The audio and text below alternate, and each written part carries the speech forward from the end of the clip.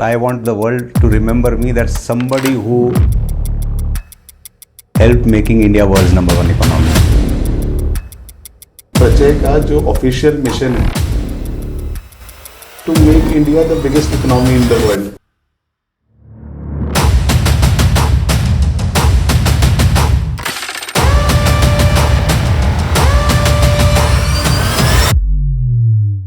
Hello viewers, normally हम जब podcast देखते हैं तो पॉडकास्ट में एक पॉडकास्टर एक गेस्ट को बुलाते हैं और उनसे सवाल जवाब करते हैं, उनकी लाइफ की जर्नी एक्सपीरियंस को शेयर करने लगाते हैं. लेकिन जब दो बिजनेसमैन आपस में मिलते हैं और वो अपने जीवन की जर्नीज को डिस्कस करते हैं, अपने जर्नी में क्या सीखा, क्या गलतियां की, उससे क्या समझ के क्या इंप्रूव किया, कहाँ से स्टार्ट किए थे जब हाथ में कुछ नहीं था और उसको कैसे बिल्ड किया, जब ऐसी चर्चा होती है तो ये पॉडकास्ट नहीं, एक मास्टर क्लास बन जाता है. ऐसा मास्टर क्लास जो हज़ारों लाखों लोगों के दिल और दिमाग को छूता है और व्यवसाय और बिजनेस में एक रियल इम्पैक्ट करता है. तो welcome to this master class, जहां मैं अपने एक बहुत अच्छे मित्र गिरीश जी के साथ हूं. हम दोनों ने ही अपने लाइफ में एक 500 करोड़ की कंपनी बनाई है और उस जर्नी में हमने क्या समझा, क्या सीखा, कैसे स्टार्ट किया, जब कुछ नहीं था वहां से कैसे यहां तक पहुंचे, ये सारी चर्चा हम करेंगे. हेलो गिरीश जी. नमस्ते. नमस्ते. मेरे हिसाब से धंधे के अंदर दो सबसे ज्यादा इंपॉर्टेंट चीजें होती है जी. एक होता है सेल्स एंड मार्केटिंग और एक होता है फाइनेंस. जी. तो आई एम सो हैप्पी कि व्यूअर्स को आप जैसे expert of sales and marketing और मेरे को भी थोड़ा बहुत फाइनेंस का समझता है, तो इस एंगल से, इस एक्सपीरियंस से सब चीजें समझने में देगी करके. Sales marketing finance is lifeline of the business. But Girish ji, मेरा ऐसा मानना है कि इससे भी पहले, क्योंकि एक भारत ऐसा देश है कि जहां पे धंधा खून में दौड़ता है और हर आदमी को लगता है मैं नौकरी छोड़ूं और धंधा चालू करूं. राइट. और आजकल तो फैशन में भी है. और आजकल फैशन में भी है.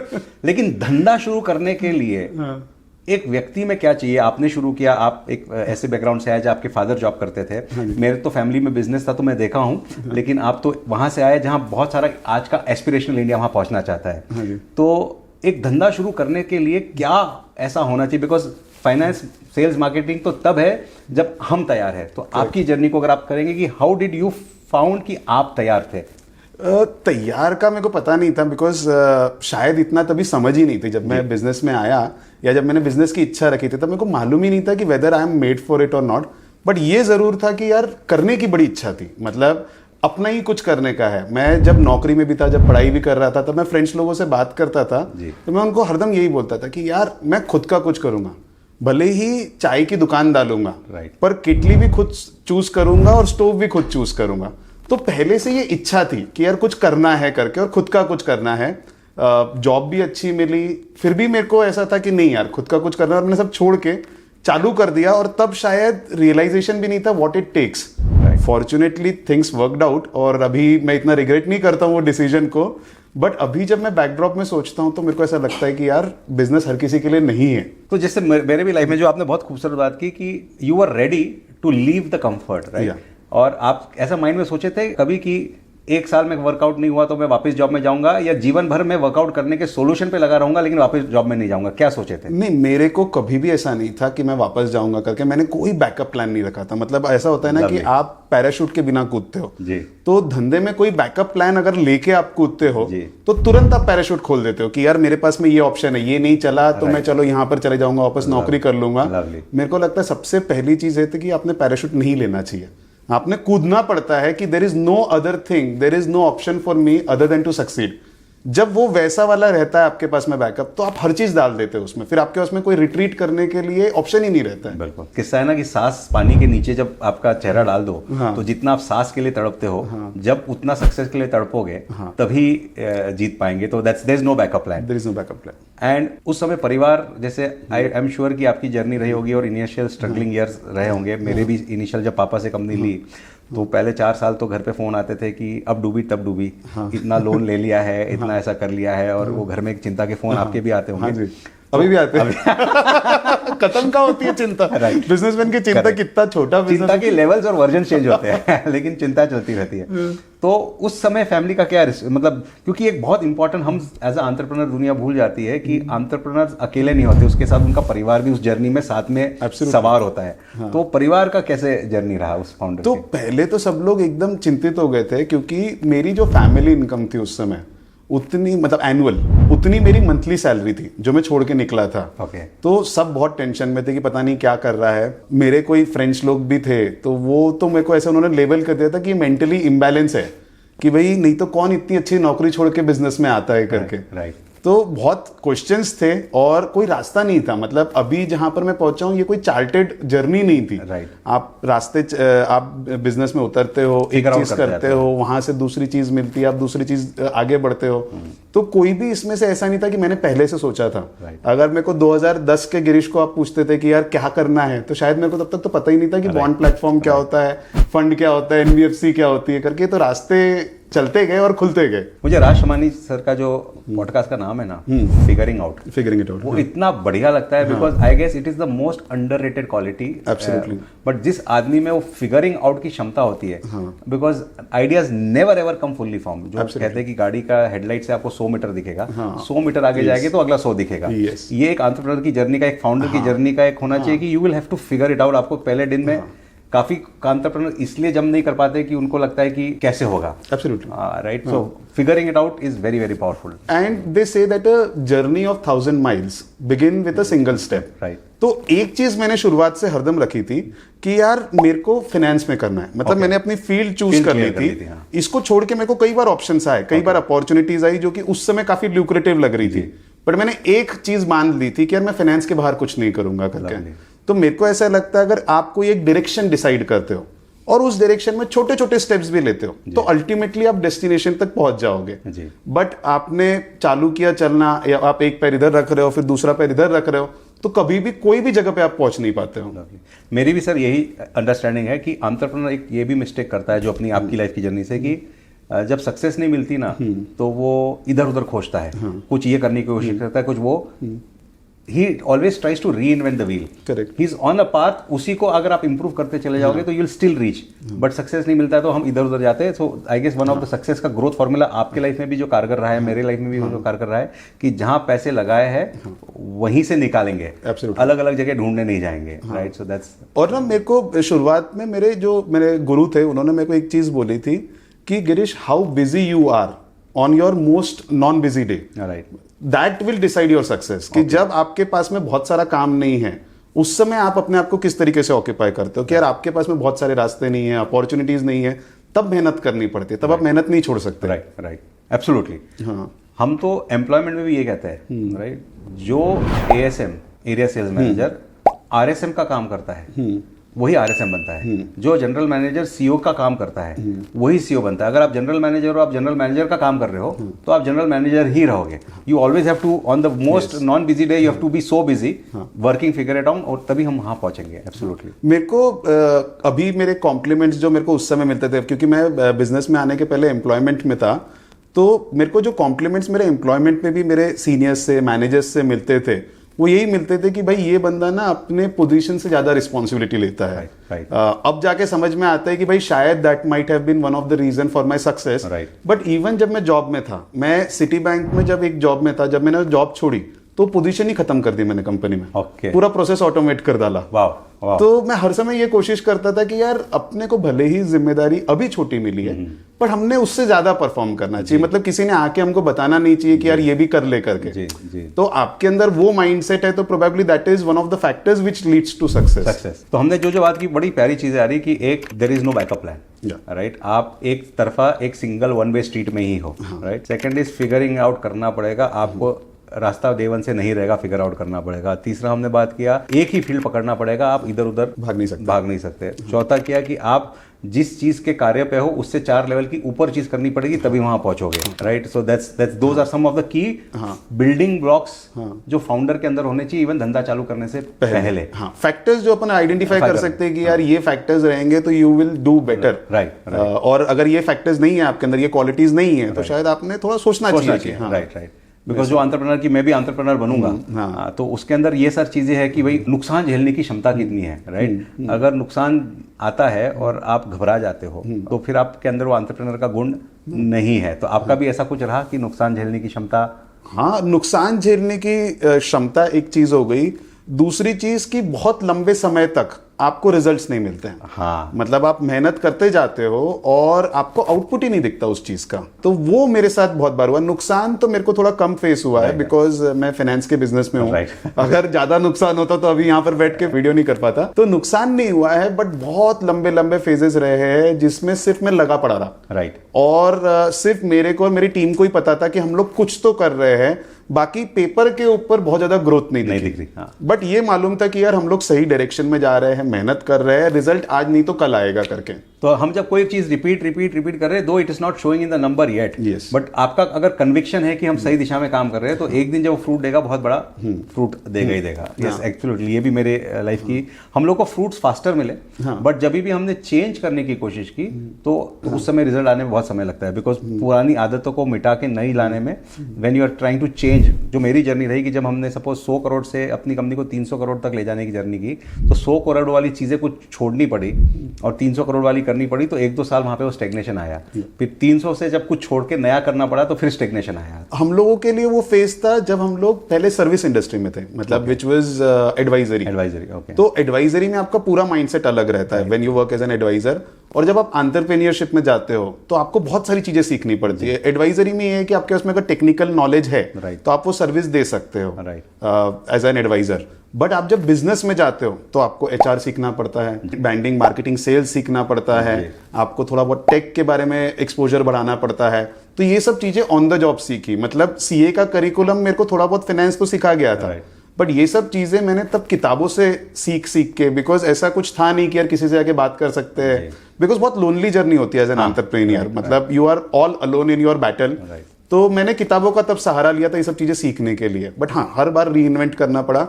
और अभी भी मेरे को ऐसा लगता है कि यार आपको हर स्टेप के ऊपर लर्निंग करनी पड़ती है। मैं टीम को भी हरदम यही बोलता हूँ कि यार एक सबसे बड़ा झूठ हमको क्या बोला गया था कि बेटा पढ़ाई कर ले, नौकरी मिल जाएगी, उसके बाद में कभी पढ़ना नहीं पड़ेगा। मेरे को ऐसा लगता है जीवन में हर सीजन में सीखना पड़ता है, हर सीजन में अपने आप को री इन्वेंट करना पड़ता है। हाँ।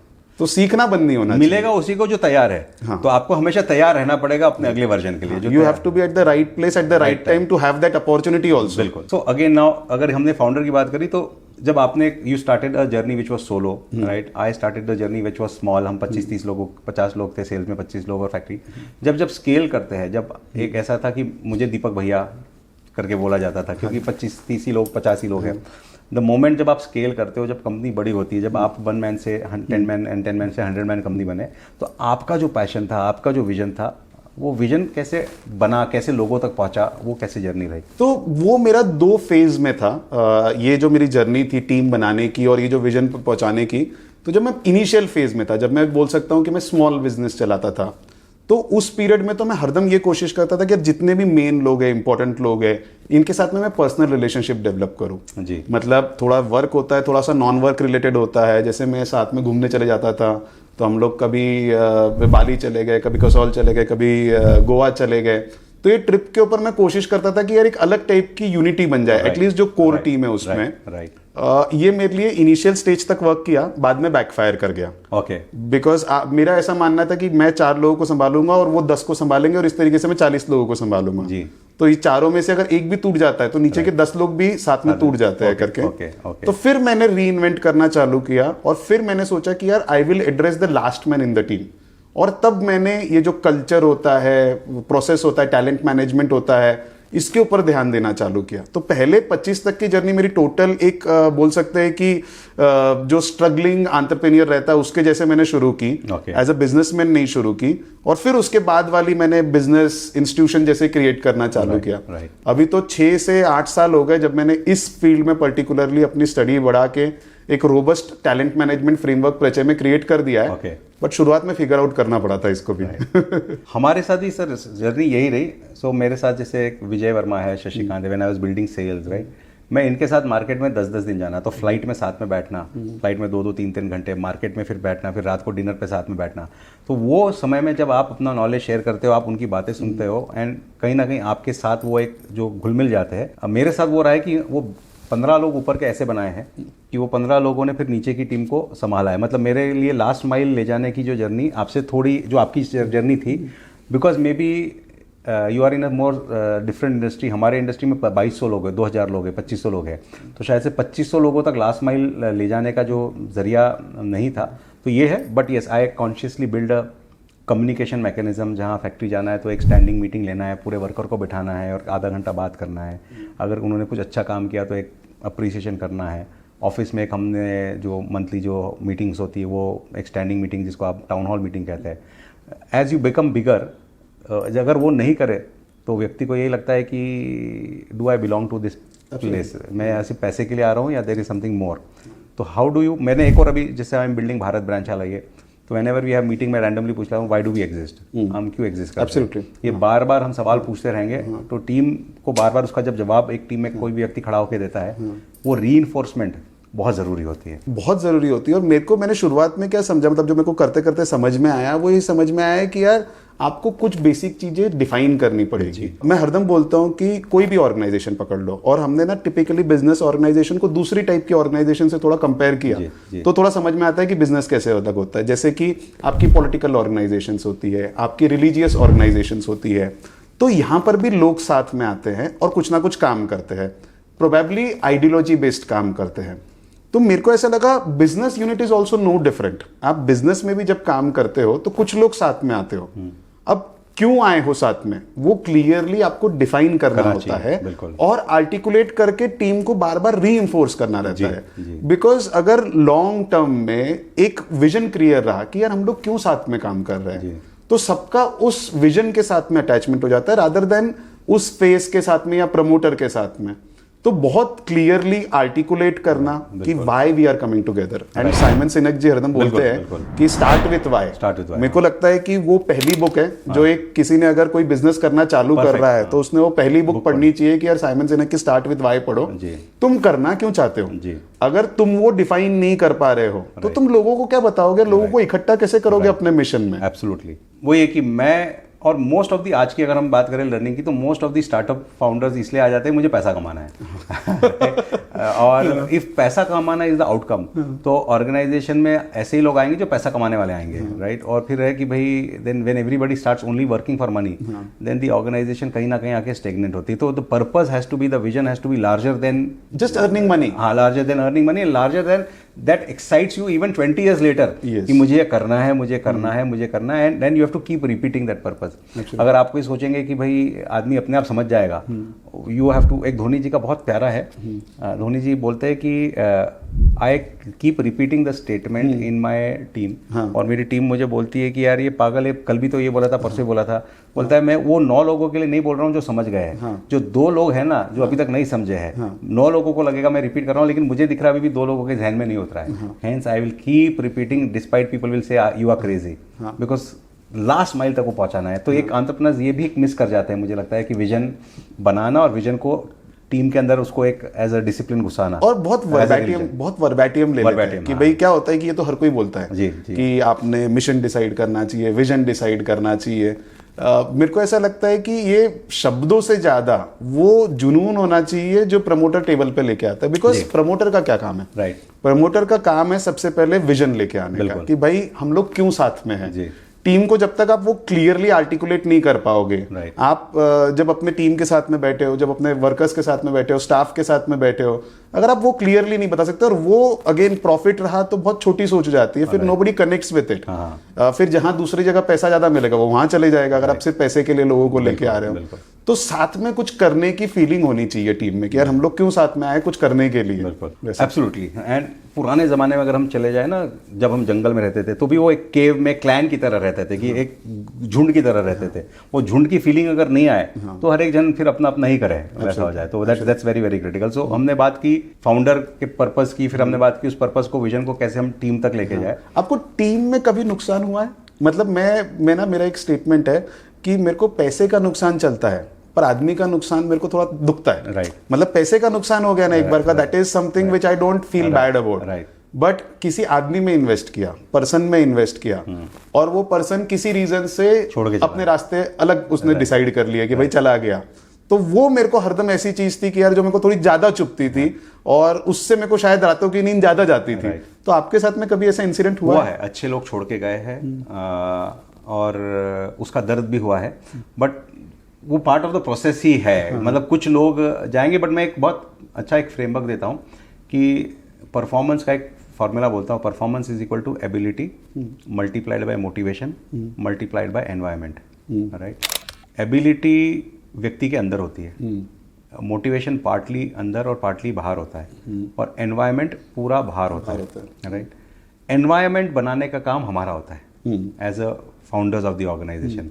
तो मैं नॉर्मली देखता हूँ कि आदमी अगर आया ऑर्गेनाइजेशन में और वो परफॉर्म किया पहले 6 महीने, क्योंकि जब वो 6 महीने आता है, पहले 6-8 महीना, तो he comes with a thought कि I want to prove to the company that they were right in hiring me. अगर कोई बंदा 6-8 महीने परफॉर्म करता है, उसके बाद परफॉर्म करना बंद कर देता है, तो कंपनी उसको हटाती है। तो उस समय कंपनी ये नहीं बोलती कि अरे पहले 6 महीना किया था ना, अब नहीं कर रहा है, तो मेरा क्या कंट्रीब्यूशन उसको नहीं करने में। तो एक जब भी कोई व्यक्ति छोड़ के जाता है, तो एक कॉन्शियस मेरी अब वो लर्निंग आई कि what was my contribution in bringing him to this thought, कि वो ग्रोथ चाहता था, मैं ग्रोथ नहीं दे पाया, उसको फ्रीडम चाहिए था, मैं वो नहीं दे पाया। ऐसी कौन सी चीज़ थी जो हम नहीं दे पाए, because ultimately every human being wants to become their next version. If we can provide that platform, correct, then they would never leave.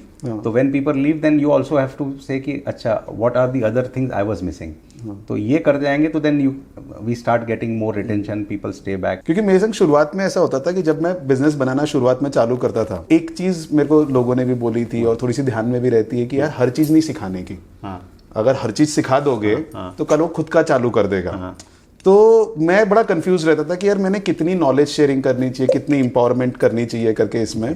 तो एक सीनियर इंडस्ट्रियलिस्ट थे उस समय, उन्होंने मेरे को बहुत अच्छी एडवाइस दी थी कि यार गिरीश, अगर तेरे को इतना डर है कि ये आदमी तेरे को छोड़ के खुद का काम कर सकता है, तो you should then start thinking कि इसको मेरे यहाँ पर ही मैं ज्यादा ओनरशिप देके ज्यादा रेम्यूनरेट कैसे कर दूं करके, rather than thinking the other way round. अगर उसमें कैपेबिलिटी है कि वो तेरे बगल में आके तेरे जैसा काम कर सकता है, बिकॉज ये एक डर हर एक को रहता है। बिल्कुल। नॉर्मल बिजनेस में जब जाते हैं तो हम लोग चाहते हैं कि हमारा आदमी ओनरशिप ले, ज्यादा ओनरशिप लेके अकाउंटेबिलिटी लेके डिलीवर करे, बट कहीं ना कहीं डर भी रहता है। हम उसको ओनर बनाना चाहते हैं, ओनरशिप माइंडसेट, लेकिन ओनरशिप का रोल नहीं देते।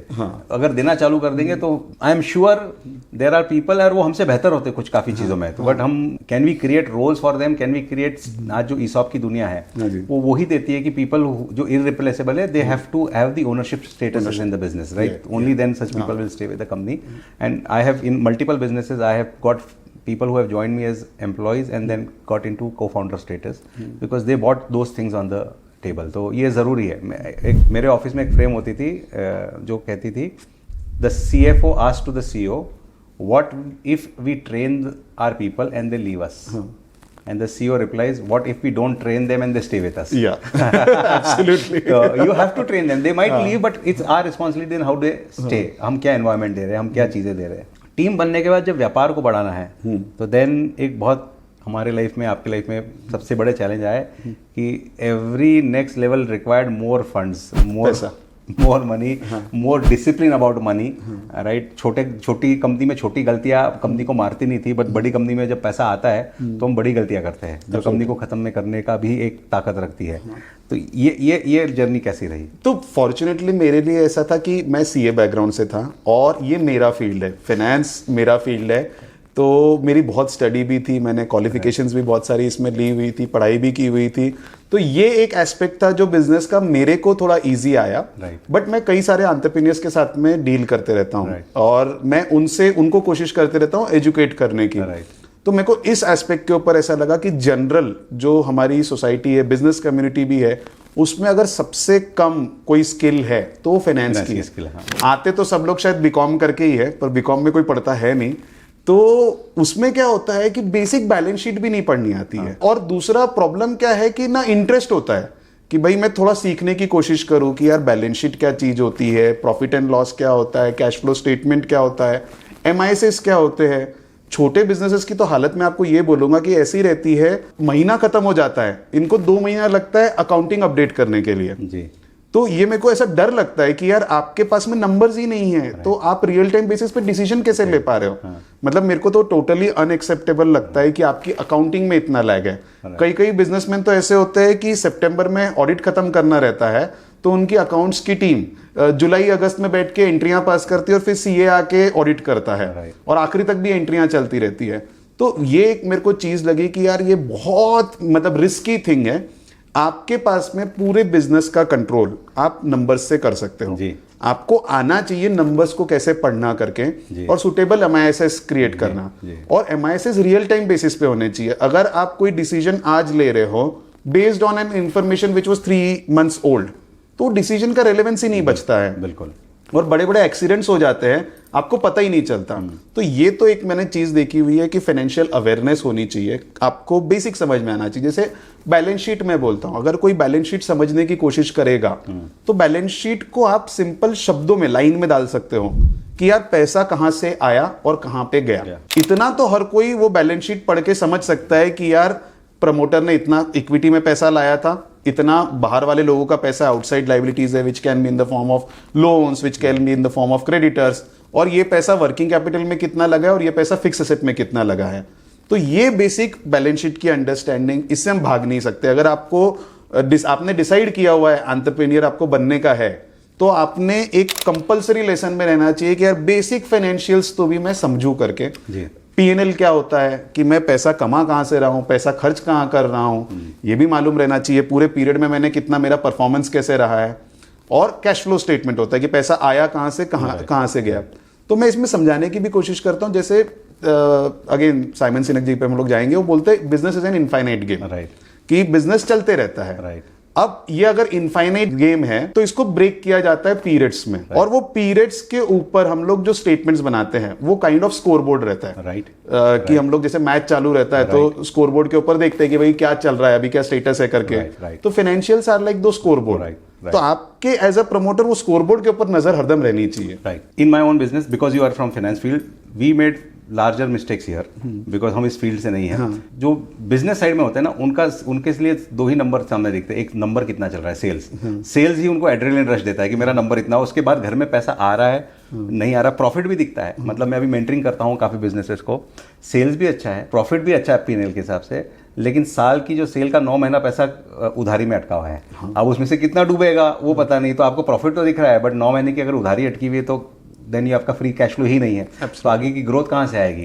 तो हम as a businessman free cash flow को नहीं समझते, यूनिट इकोनॉमिक्स को लोग नहीं समझते, रिटर्न ऑन कैपिटल एम्प्लॉयड को नहीं समझते, राइट। सिर्फ सेल्स समझते हैं और प्रॉफिट समझते हैं, ज़्यादा से ज़्यादा यही दो चीज़ समझते हैं। एंड आई कंप्लीटली अग्री कि अगर वाकई में बड़ा बिजनेस खड़ा करना है, 15 दिन 20 दिन यूट्यूब पे है या किसी कोच के पास चले जाइए, लेकिन balance sheet, P&L, unit economics, ये ROC, फ्री कैश फ्लो, इसको समझना, कॉन्सेप्ट को समझना बहुत जरूरी है।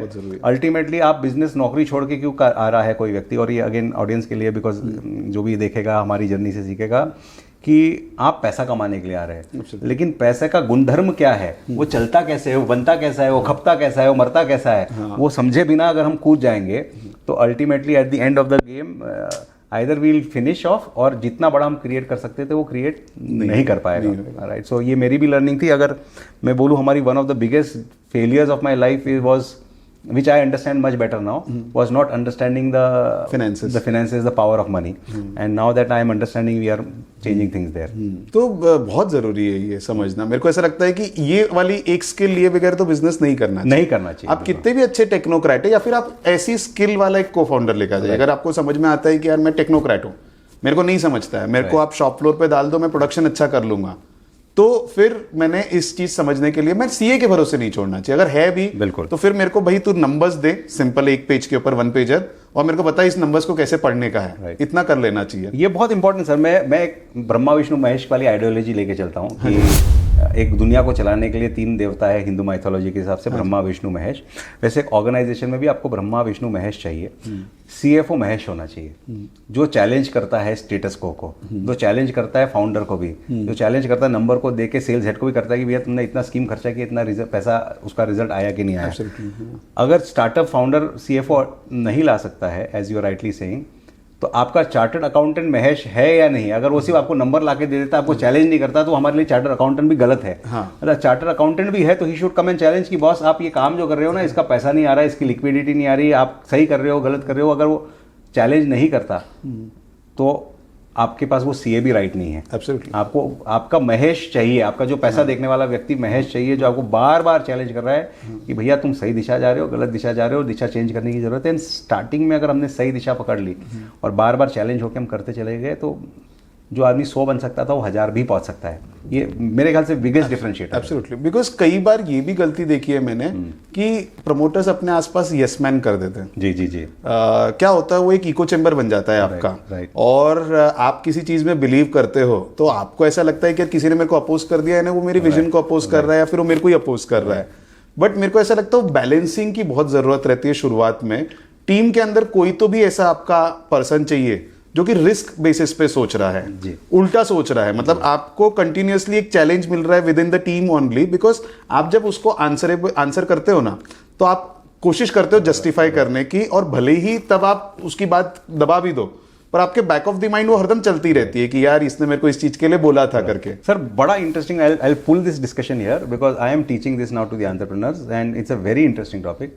जो ब्रह्मा विष्णु महेश से हम लेके आते हैं, हम बोलते हैं कि इंडियन माइथोलॉजी में और इंडियन पिलग्रिमेज में अगर आप देखोगे तो सिर्फ एक ब्रह्मा का मंदिर है विच इज पुष्कर जी। हाँ जी। 12 ज्योतिर्लिंग है और 108 विष्णु के देवस्थान हैं। तो आप जब ऑर्गेनाइजेशन बिल्ड कर रहे हो, आपके ऑर्गेनाइजेशन में एक ही ब्रह्मा चाहिए, 12 कॉन्शियस महेश चाहिए और 108 विष्णु चाहिए। ऑर्गेनाइजेशन जो होती है, जो फाउंडर होता है वो ब्रह्मा होता है। तो उसको क्योंकि 90% अगर आपके अंदर क्रिएशन वाली स्किल नहीं हो तो आप क्रिएट ही नहीं कर पाते। तो 90% और जो प्रमोटर्स होते हैं वो, या 80% एटलीस्ट ब्रह्मा होते हैं। जो मैं अपने वेबिनार में लोगों को टेस्ट भी देता हूँ तो क्वेश्चंस लिखवाता हूँ, तो 80% ब्रह्मा स्किल्स होती है। ब्रह्मा को सबसे ज्यादा तकलीफ होती है विष्णु से, राइट? क्यों तकलीफ होती है कि विष्णु जब आता है वो सिस्टम प्रोसेस लगाता है, तो सिस्टम प्रोसेस स्ट्रक्चर लाती है और स्ट्रक्चर एक बार चीजें को स्लो करती है। जब केओस है, Brahma works in chaos, chaos में क्रिएटिविटी बनती है, तो उसको केओस चाहिए होता है, उसमें क्रिएटिविटी आती है तो उसको अनस्ट्रक्चर चाहिए होता है। When somebody bring structure then he does not likes, because structure slows down the thing, right? And इसलिए बहुत सारी इंडिया का जो डेटा है, 9 करोड़ कंपनीज जो रजिस्टर्ड है, 97% companies are stuck below 10 crore. 97, because वो ब्रह्मा अपनी ताकत से 2-4-5 करोड़ की कंपनी बना लेता है, लेकिन वो विष्णु नहीं ला पाता। विष्णु लाएगा तो कंपनी आगे जाती है। अब विष्णु को तकलीफ होती है महेश से, क्योंकि महेश आके बोलता है कि तुम सब ठीक कर रहे हो लेकिन फिर भी एक बार देखो उसमें क्या हटाने की जरूरत है। नॉट ओनली फाइनेंस, एसक्यू हटाने हैं, टेरिटरी बंद करनी है, टीम कम करनी है, हर चीज पे चैलेंज करता है। तो महेश भी ऑर्गेनाइजेशन में 12 चाहिए। मतलब हर महीने में अगर हम एक ऑर्गेनाइजेशन, हम बोलते हैं अपने को कि एक महेश डे डिफाइन करो। एवरी 30 डेज में there is one day which is a Mahesh day, where we will challenge ourself. अगर आपके ऑर्गेनाइजेशन में महेश है भी नहीं तो then define the day as a Mahesh day, जहां हम अपने हर स्टेटस को चैलेंज करेंगे। मेरे को ये एसक्यू चाहिए, मुझे टेरिटरी चाहिए, मुझे ये चैनल चाहिए, मुझे ये फैक्ट्री चाहिए, मुझे ये आदमी चाहिए, हर चीज को चैलेंज करेंगे। अगर ये कोई कॉन्शियसली कर लेना तो सर फिर ये एक से जो सो जाती है ना, तो मेरी मानना है, जो डेटा बोलता है कि there is 97% companies which are less than 10 crore, there is around 2.9% companies और 2.7% companies which is 10 to 100, and only 0.3% company out of the 9 crore companies in India which are beyond 100 crore. वो 100 करोड़ बियॉन्ड जाने के लिए एक स्ट्रक्चर्ड महेश चाहिए, क्योंकि आप विष्णु से ऑपरेट करके ला सकते हो, लेकिन अब इसकी जरूरत नहीं है, इस टेक्नोलॉजी की जरूरत नहीं है, इस प्रोसेसेस की जरूरत नहीं है। उसको चैलेंज करने के लिए, एज यू राइटली से, हमको कोई बोलता है तो बुरा लगता है। तो ये अब हम सिखाते हैं कि महेश भी उतना ही इंपॉर्टेंट है। कोई टोकने वाला चाहिए, कोई चैलेंज करने वाला चाहिए, बिल्ड इट दैट। तो ये दिस इज समथिंग विच हमारी माइथोलॉजी भी हमको यही सिखाती है। राइट। आपने जब पूछा ना, बोला ना, तो मेरे को वो आपके एक ब्रह्मा जी से एक क्वेश्चन आया। कई बार ऐसा होता है कि बिजनेस शुरू करने का जो प्लान रहता है वो आदमी अकेले नहीं लेता है, right?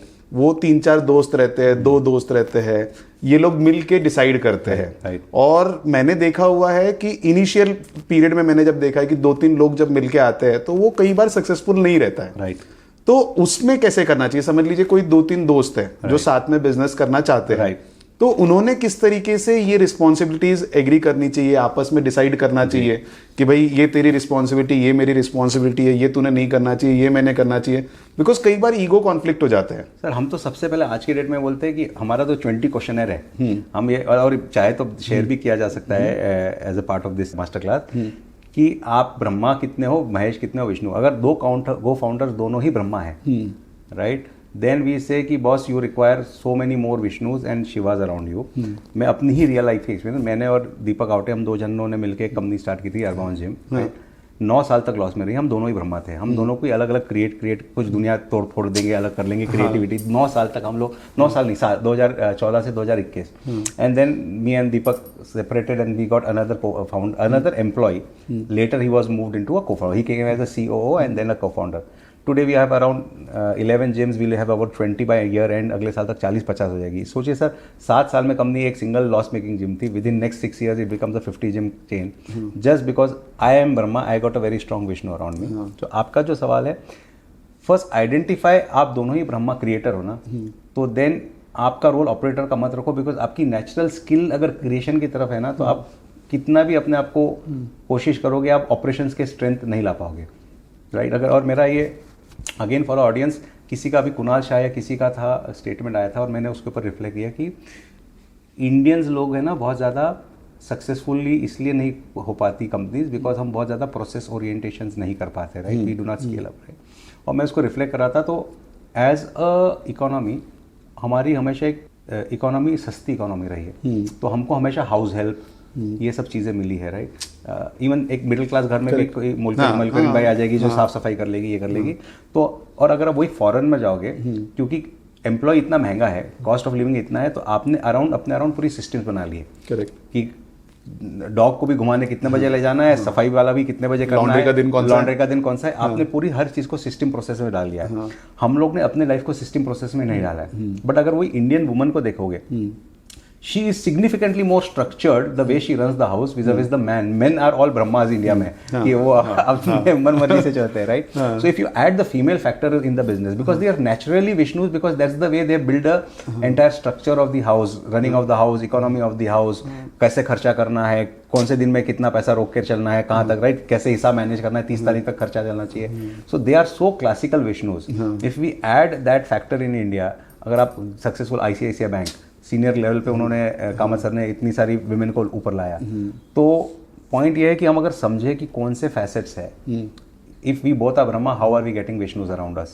There are male also who are very strong Vishnus, but my point is understand what you are bringing on the table. I clearly know sir कि I am 8 on 10 Brahma, तो मुझे 10 स्टेप आगे दिखता है, because I am a creator, but वो 10 step को execute करने के लिए जो एफर्ट लगता है डिटेलिंग का, वो मेरे अंदर नहीं है। अगर मुझे उसकी समझ है ना, तो फिर मैं अपने आसपास विष्णु को बिल्ड करता हूँ। मुझे चैलेंज करने को नहीं आता, I am not assertive person, तो मैं अपने आसपास महेश को बिल्ड करता हूँ। Once you understand what you are, then if you build right ecosystems around you and give them power.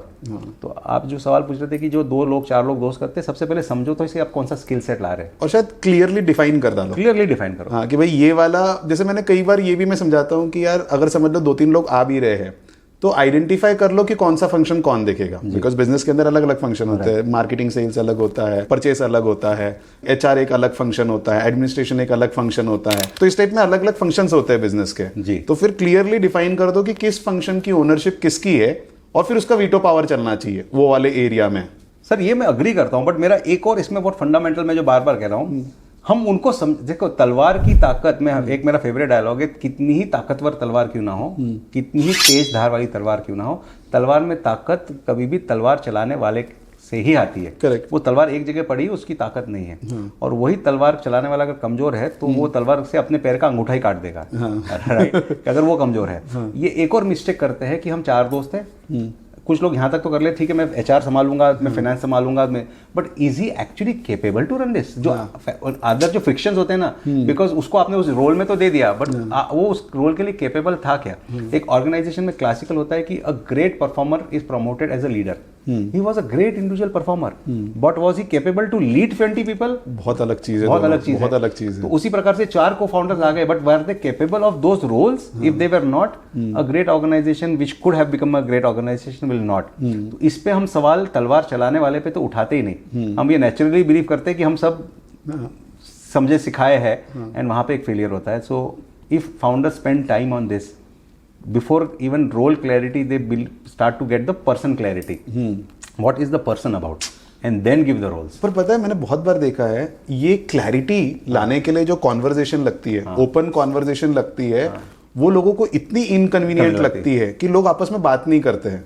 मतलब मेरे पास में आते हैं कई बार प्रमोटर्स और बोलते हैं हम लोग दोनों 50-50 पार्टनर्स हैं, और मैं डर जाता हूँ मैंने बोला 50-50 है, यानी वीटो किसका चलेगा? अगर कोई डेडलॉक हो गया कि जहां पर आप दोनों अलग सोच रहे हो, तो किस तरीके से इस चीज को सॉल्व करोगे? और जब मैं ऐसा क्वेश्चन पूछता हूं तो they don't want to answer this, they don't want to go to their co-founder also to check कि ये कैसे होएगा करके। तो we don't like to have this uncomfortable conversations at the start of the venture.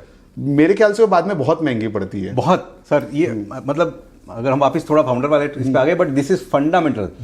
मतलब great ideas, great businesses because of lack of clarity, right? So सबसे पहले एक ऑर्गेनाइजेशन को तो role clarity, job clarity, persons clarity बहुत critical है। मतलब हम एक बस नौकरी छोड़ी और धंधा खड़ा करना है उसके नाम से कूद गए, बट ये क्लैरिटी नहीं लेते, and this cost, and hence 97% of the 9 crore companies are still below 10 crore in India. उसका फंडामेंटल फ्लॉ ये क्लैरिटी का एब्सेंस ही है सर। वो क्वेश्चन तो करे अपने आप की क्लैरिटी, क्योंकि 2-3 लोग जब साथ में रहते हैं ना, अगर साथ में देख रहे हैं तो एटलीस्ट ये वाला सुनने के बाद भैया ये पेपर लेके बैठना पड़ेगा और कुछ चीजें लिख के सॉल्व करनी पड़ेगी करके। बिकॉज एक ये चीज समझना जरूरी है कि धंधा बनाना है या 1000 करोड़ का धंधा बनाना है। हाँ।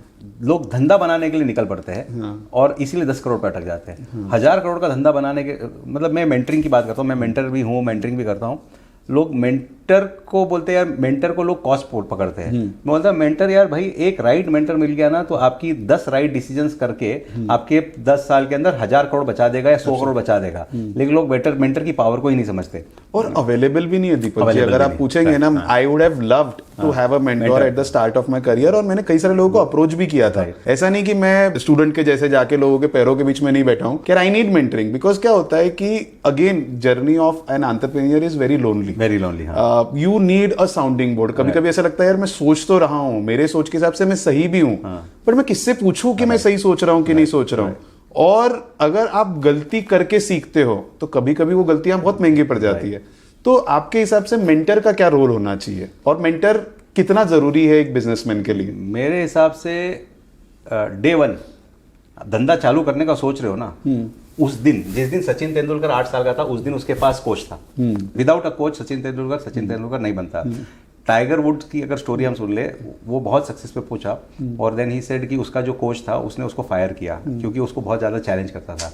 उसका अगला 3 साल ऑफ द टाइगर वुड का करियर वाज बर्बाद, फ्रॉम नंबर 1 टू नंबर 100 से बाहर। एंड देन ही रीहायर्ड, क्योंकि उसने 3 साल में, क्योंकि ये कोच उसको बहुत चैलेंज करता था, तो उसने हटाया और नॉर्मल कोच लेके आया जो प्यार से समझाता था।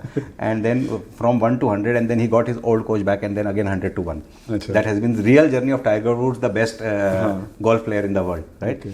सो मेंटर इज मस्ट। मैं अगर आज जीरो से लाइफ स्टार्ट करूं तो मैं ये बोलूंगा कि I would invest in a mentor. I would treat as a mentor more important than the investment in a factory, right? Because the power of right decision making को लोग समझ ही नहीं पाते। हम हमेशा सीढ़ी से ऊपर जाते हैं और लिफ्ट से नीचे आते हैं लाइफ में। सक्सेस स्टेप बाय स्टेप मिलती है, जैसे आपने बोला हम करते रहे सक्सेस ही नहीं मिल रही थी। सक्सेस हमेशा स्टेप बाय स्टेप आती है, लेकिन एक गलती आपको सीधा 5 साल पीछे लेके आती है। Having mentor is critical for me. Everybody should have it who is serious about their business. If they are not serious, अगर फन के लिए चालू कर रहे हैं तो बात अलग है, but if you are serious to make big money, mentor होना चाहिए। आप कुछ मेंटरिंग कर रहे हैं ना अभी, क्या आपका थोड़ा सा अगर आप बताएंगे उसमें? मेरी लाइफ जर्नी यही हुई कि आई बिलीव दैट मैं ब्रह्मा हूँ, तो मुझे क्लैरिटी बहुत अच्छी दिखती है, राइट? वो मेरा नेचुरल स्किल है। Maybe I am able to visualize very very clear कहाँ सही हो रहा है, कहाँ गलत हो रहा है, and I can also maybe explain very complex topic in very simple language जो बिल्कुल सीधा हिट हो जाते हैं। तो people started to reach out to me and I said कि यार at every age and stage you want to think that अब मुझे अपने लाइफ के साथ क्या करना है। तो मुझे ऐसा लगा कि यार एक पेंटर को बड़ा कैनवास मिल जाए तो उसको बड़ा कैनवास पे पेंट करने का शौक होगा।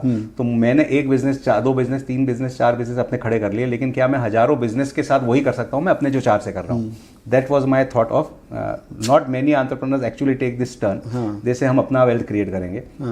बट जो कहावत है कि if you help 100 people you will have power of 100, right? तो मैं उस दिशा में गया। I said I will go and mentor, I will build 100 companies of 100 crore to start with. 10,000 crore Indian economy में ऐड करेंगे और उसमें वेल्थ क्रिएट करेंगे खुद के लिए भी और सबके लिए भी। तो उनकी मतलब 100 रुपया सब किसी के लिए बनेगा तो अपने को भी 10 रुपया तो मिल ही जाएगा। तो एंड जितने भी मेंटर्स इंडिया में, मोस्ट ऑफ द मेंटर्स हैं उन्होंने अपने धंधे खड़े नहीं किए, राइट, वो मेंटर्स है, राइट, ज्ञान देने वाले कमेंटेटर्स है, हाँ, क्रिकेट खेल, not that they do not understand the subject, but the point is they do not understand the journey. हाँ, मतलब वो कमेंटेटर और प्लेयर वाली बात हो गई ना, कि कोई प्लेयर रहता है जो कि खुद के करियर में तो कुछ खास रन बना नहीं पाया, बट कमेंटेटर जब बन जाता है तो बहुत अच्छी टिप्पणियां मारता है। लेकिन some of the great coaches have not been the great players, right, so अगर हम रमाकांत आचरेकर सर की बात करेंगे तो he is not a great player like a Tendulkar, right, but he is a great coach, mentor. So but he should understand the subject of cricket, कुछ तो साल खेला होना चाहिए, कुछ तो अपनी जर्नी करी होनी चाहिए, राइट, सो वो जर्नीज इंपॉर्टेंट थी। तो मुझे लगा यार इंडिया में, अगर इंडिया को वाकई में बड़ा होना है तो ऐसे मेंटर्स की जगह खाली है जो अपने धंधे 500,000 करोड़ के बना के फिर मेंटरिंग कर रहे हैं। दे आर बिजी, एक बार वेल्थ कमा लिया तो खुद के वेल्थ में बिजी है। पर ये मेरे को दीपक जी बहुत गलत लगता है, मतलब मेरे को ऐसा लगता है कि यार आपको कुछ मिला है जी, तो आपने देने की भी इच्छा रखनी चाहिए, राइट। मतलब कई सारे बिजनेसमैन ऐसे रहते हैं जिन्होंने अपने लाइफ में अच्छा सक्सेसफुल बिजनेस बना दिया, राइट। अभी उनके पास में फ्री समय भी रहता है क्योंकि बिजनेस एक लेवल के बाद में ऑटोमेशन लेवल पे पहुंच जाता है, बट हम लोग बहुत ज्यादा पे बैक करने की, वापस देने की इकोसिस्टम को कोशिश नहीं करते। मेरे को लगता है कि अगर आप 20-25 साल से बिजनेस में हो तो एटलीस्ट एक आधा छोटा, मतलब एक दो बच्चों को तो आसपास के उठाओ जिनको आप मेंटरिंग कर रहे हो, राइट, बिकॉज अगर आप पे बैक करते हो, वापस देते हो, तो उससे क्या होता है कि एक सर्कल बन जाता है जी, जहां पर हम किसी को सिखाएंगे, वो किसी और को सिखाएगा, and India needs a stronger business ecosystem. मतलब हमारे यहाँ पर हमको बिजनेस करना सीखना भी है, और जिनने सीख लिया उन्होंने सिखाना भी चाहिए ये सब चीजें दूसरों को। जरूरी है। मैं एक बहुत क्लासिकल केस देता हूँ। यूएस में हार्वर्ड स्कूल्स जो स्टारबक्स के ओनर है, राइट, स्टारबक्स उनका नहीं था, राइट, स्टारबक्स सेल करने के लिए आया, उनकी एक कॉफ़ी शॉप थी, तो उनको स्टारबक्स खरीदना था, राइट, तो it required lot of money. तो ये अपने बोर्ड के पास गए और बोर्ड को बोले कि इन्वेस्टर्स जो थे उनकी कंपनी में कि मुझे स्टारबक्स खरीदनी है, मुझे इतना पैसा चाहिए, राइट, एंड जिसको स्टारबक्स को बेचना था उसने 30 डेज का टाइम दिया था, तुम इतना पैसा रेज करो। जब उसके बाद 15-20 डेज के पास स्टारबक्स वाले के पास गए तो वो बोलता है कि I have already sold it, right, तो ही फाउंड किसने, तो इसी के इन्वेस्टर ने खरीद लिया। ये प्रपोजल अपने इन्वेस्टर्स के पास लेके गया और इन्वेस्टर ने खरीद लिया, राइट, ये रियल स्टोरी है। Then he goes to Bill Gates senior, Bill Gates के फादर, राइट, उनके पास गए और वो बोले कि ऐसा ऐसा हुआ है। बोले तुम दिल पे हाथ रख के कह सकते हो सच बोल रहे हो, मैं कहीं भी तुमको खड़ा रख के बोलूँ और बोले कि ये झूठ है तो ऐसा नहीं होगा, तुम झूठ बोल रहे हो। बोले नहीं, मैं सच बोल रहा हूँ, ऐसा ऐसा हुआ है। ठीक है, खड़े हुए, उसको साथ में कंधे पे लेके गए, लिफ्ट से नीचे गए, स्ट्रीट वॉक करके 4 ऑफिस दूर लिफ्ट पकड़ के गए, उसको पता ही नहीं कहाँ ले जा रहे, वो उस इन्वेस्टर के ऑफिस लेके गए। बोले तुमने ऐसा किया है, डेयर यू टेक स्टारबक्स, अगर इसकी फाइन थी और ये लेना चाहता है, आई शुड नेवर हियर कि तूने उसके ऊपर बिड दिया है, right. And then Bill Gates family helped him and he bought Starbucks and Starbucks is what it is today, right. So a role, आप जो कहे ना, role of a fellow entrepreneur for a fellow entrepreneur की एक classical story है कि how somebody stood to a point and जाके उसके लिए खड़ा रहा, उसको पैसे भी लगवा के दिए, उसको बनाया भी। तो ये इंडिया में बहुत, जितना हम करेंगे उतना, हम जो बोलते हैं सोने की चिड़िया भारत को बनाना है, तभी बनेंगे जब when we give what we have learned, not only money. हम आज इंडिया में लोग पैसे बहुत लगा दे रहे स्टार्टअप इकोसिस्टम में, बट ज्ञान नहीं लगा रहे, जर्नी एक्सपीरियंसेस नहीं लगा रहे। जैसे आज हम लोग जो कोशिश कर रहे हैं, हम लोग यही कोशिश कर रहे हैं कि भाई सबको एटलीस्ट अपनी एक्सपीरियंस से कुछ सिखा सके, राइट। मैंने जो गलती कर लिया, मैंने जो जर्नी में सीख लिया, भाई तू सीख ले मेरे से। जी जी। आपको मतलब एक और चीज ना मेरे को ऐसा समझ में आता है कि कहीं ना कहीं हमारे यहाँ पे क्रैब मेंटालिटी है, या बोलना चाहिए कि दूसरे की सक्सेस देख के हमको थोड़ा मजा नहीं आता है जी। मतलब हम लोग खुश नहीं होते कि कोई सक्सेसफुल हो रहा है, तो अचानक ऐसा होता है कि हम लोग थोड़ा जेलस फील करते हैं, नेगेटिविटी रखते हैं उसके अगेंस्ट। दूसरे की खुशी देख के हम लोग खुश नहीं होते। ये तो थी सर, लेकिन मेरे हिसाब से ना आज ये चेंज हो रही है। मेरा ऐसा मानना है कि हम उस जगह से आए, भारत, अनफॉर्चुनेटली जो 50 साल रहे, we came from a place of survival, we did not came from a place of abundance. तो when we came from a place of survival ना, तो सर्वाइवल इंस्टिंक्ट होती है कि कैसे मैं, उतना खाना है, तू कितना नोच सकता है, मैं कितना नोच सकता हूँ। नाउ आज की जो अगली पीढ़ी जो आ रही है ना, दे हैव गॉन मतलब जो आज अब मेरे बेटे जो 18-20 साल के या जो जनरेशन है, they have grown in the journey of abundance. Last 20 साल में इंडिया में एबेंडेंस बहुत हुआ है। तो जब उन्होंने एबेंडेंस देखा है ना, तो उनको आज वो सर्वाइवल का नहीं है कि कल का पैसा कहाँ से आएगा। तो दैट जनरेशन जो है, they are celebrating the successes of others also. तो जब आप सर्वाइवल से आते हो ना, तो आप वो क्रैब मेंटलिटी से आते हो, क्योंकि बचने के लिए किसी और को खा के जिंदा रह सकते हो। बट अबंडेंस में आप वैसा नहीं सोचते। अबंडेंस में देन यू से हाँ मेरे पास है, तो अब कुछ और चला जाएगा तो कोई फर्क नहीं पड़ता। और मेरे को क्यों लगता है कि अगर ये चेंज नहीं हुआ तो होना चाहिए, बिकॉज एज अ कंट्री हम लोग देखेंगे तो यार हम लोग एक दूसरे से फाइट नहीं कर रहे हैं अभी, हम लोग वर्ल्ड स्टेज के ऊपर फाइट कर रहे हैं। मेरा फेलो एंटरप्रेन्योर अगर अच्छा बिजनेस करेगा तो इंडिया अच्छा बिजनेस कर रहा है, तो हमने एंकरेज करना चाहिए, मतलब आपस में मिलके एक दूसरे को सपोर्ट करना चाहिए, एक दूसरे के साथ में खड़े रहना चाहिए, तो उससे ही देश आगे बढ़ेगा। एक दूसरे को पीछे खींच के तो देश आगे नहीं बढ़ने वाला है। और मार्केट बहुत बड़ा है, बहुत बड़ा है, सबके लिए सब कुछ है, बहुत है। मैं मतलब अभी परसों मैंने एक 3 दिन पहले एक पॉडकास्ट दिया, मैं बोला मसाला मार्केट में 10,000 प्लेयर है और 10,000 आ जाएंगे ना तो भी जगह रहेगी। इतना मार्केट है, there is no dearth of market. जो अच्छा काम करेगा उसके लिए मार्केट है। 1/6 of humanity lies in India. Market की तो कमी नहीं है यहाँ पर, बिल्कुल। तो मार्केट बहुत बड़ा है, बहुत जगह। आप सही काम कर रहे हो, लोगों को करने दो, अपने आप रास्ते मिलेंगे। मतलब ऐसा नहीं कि you give everything, but if you share, right, you never know that whose life you are touching, where he will reach, right. मैं अभी जो एग्जांपल दिया कि बिल गेट्स सीनियर ने जो किया, राइट, उसका आज उसने एक ऐसे आदमी की लाइफ टच कर दी जिसने हजारों लाखों एम्प्लॉयमेंट क्रिएट कर दी। एब्सोल्युटली। तो you are doing such noble cause just by such small simple deeds, right? Simple gestures but long term impacts. मेरे को एक और बातों में क्वेश्चन आया आपसे पूछने के लिए कि नीतिमत्ता अपन जो बोलते हैं कि बिजनेस में मॉरल वैल्यूज लेके चलने का, तो ये कितना इंपॉर्टेंट होता है प्रमोटर के लिए?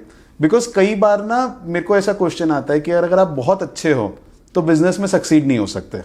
तो आपका क्या मानना है इस चीज के ऊपर? अच्छे का डेफिनेशन क्या है, राइट? अगर आप किसी की गलती है, उस गलती को टोक नहीं पा रहे, बोल नहीं पा रहे, तो वो अच्छा होना अच्छा नहीं है ना। तो आपको गलती है तो टोकते भी आना चाहिए, बोलना भी आना चाहिए, राइट? काफी बार हम बोलते हैं कि ये तो सुना दिया, ये तो बोल दिया, and there is no definition of what is right और wrong. But can I be fair, can I be somebody who will look at things neutrally, right? अगर अपने टीम की बात करें, अगर हम अपने पॉलिसीज की बात करें, जैसे हमारे इंडस्ट्री में कुछ कंपनीज है, अगर हम बात में नाम नहीं लेना चाहता, जो हर दिन किसी ना किसी, अच्छा वो कहाँ तक पहुंचा, वो कहाँ तक पहुंचा, वो कैसा हुआ, उसको कैसे रोकूं, और एक होता है कैसे सबको सब कट करो, सब आगे बढ़े, ऐसे भी मैं। तो ये नीतिमत्ता है, दोनों ही सक्सेसफुल है हमारे इंडस्ट्री में। जो एक सबको सपोर्ट कर रहा है वो भी सक्सेसफुल है, और जो सिर्फ खुद का सोच रहा है वो भी सक्सेसफुल है। बट अगर हम इंडस्ट्री की बात करें तो जो सबको सपोर्ट करता है, everybody loves him.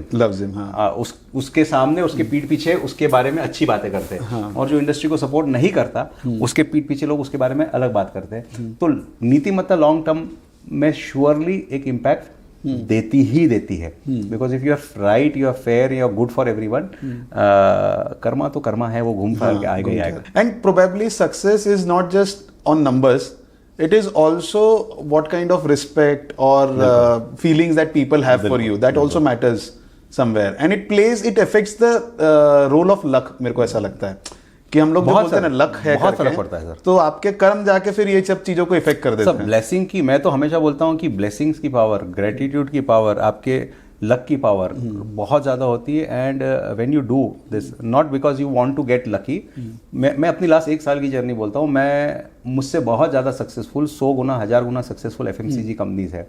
But I went and started doing podcast, sharing knowledge. और मेरे कुछ कमेंट में लोग ऐसे भी नेगेटिव कमेंट भी लिखते हैं, बट मैंने जो नॉलेज शेयर करने की शुरू की, अपने एक्सपीरियंसेस, और मैंने नीलॉन्स को टॉम नहीं किया, मैंने नीलॉन्स से जो सीखा समझा उसको मैंने शेयर किया।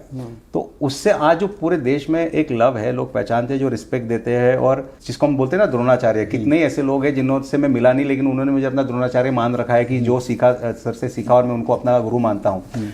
आप इसको किन शब्दों में डिफाइन करोगे? इसको वेल्थ में आप डिफाइन ही नहीं कर सकते। मैं सर वेबिनार लेता हूँ, 90 मिनट से 120 मिनट के वेबिनार होते हैं। I do not charge for my webinar, मैं फ्री वेबिनार लेता हूँ। तो स्टार्टिंग से एंड तक जो हार्ट्स आते हैं ना 100 बार, राइट, मुझे वो पैसों से ज्यादा वैल्यू देता है, बिकॉज 200 लोग सिर्फ हार्ट्स भेज रहे हैं और बोल रहे हैं कि thank you for what you are doing for us, right.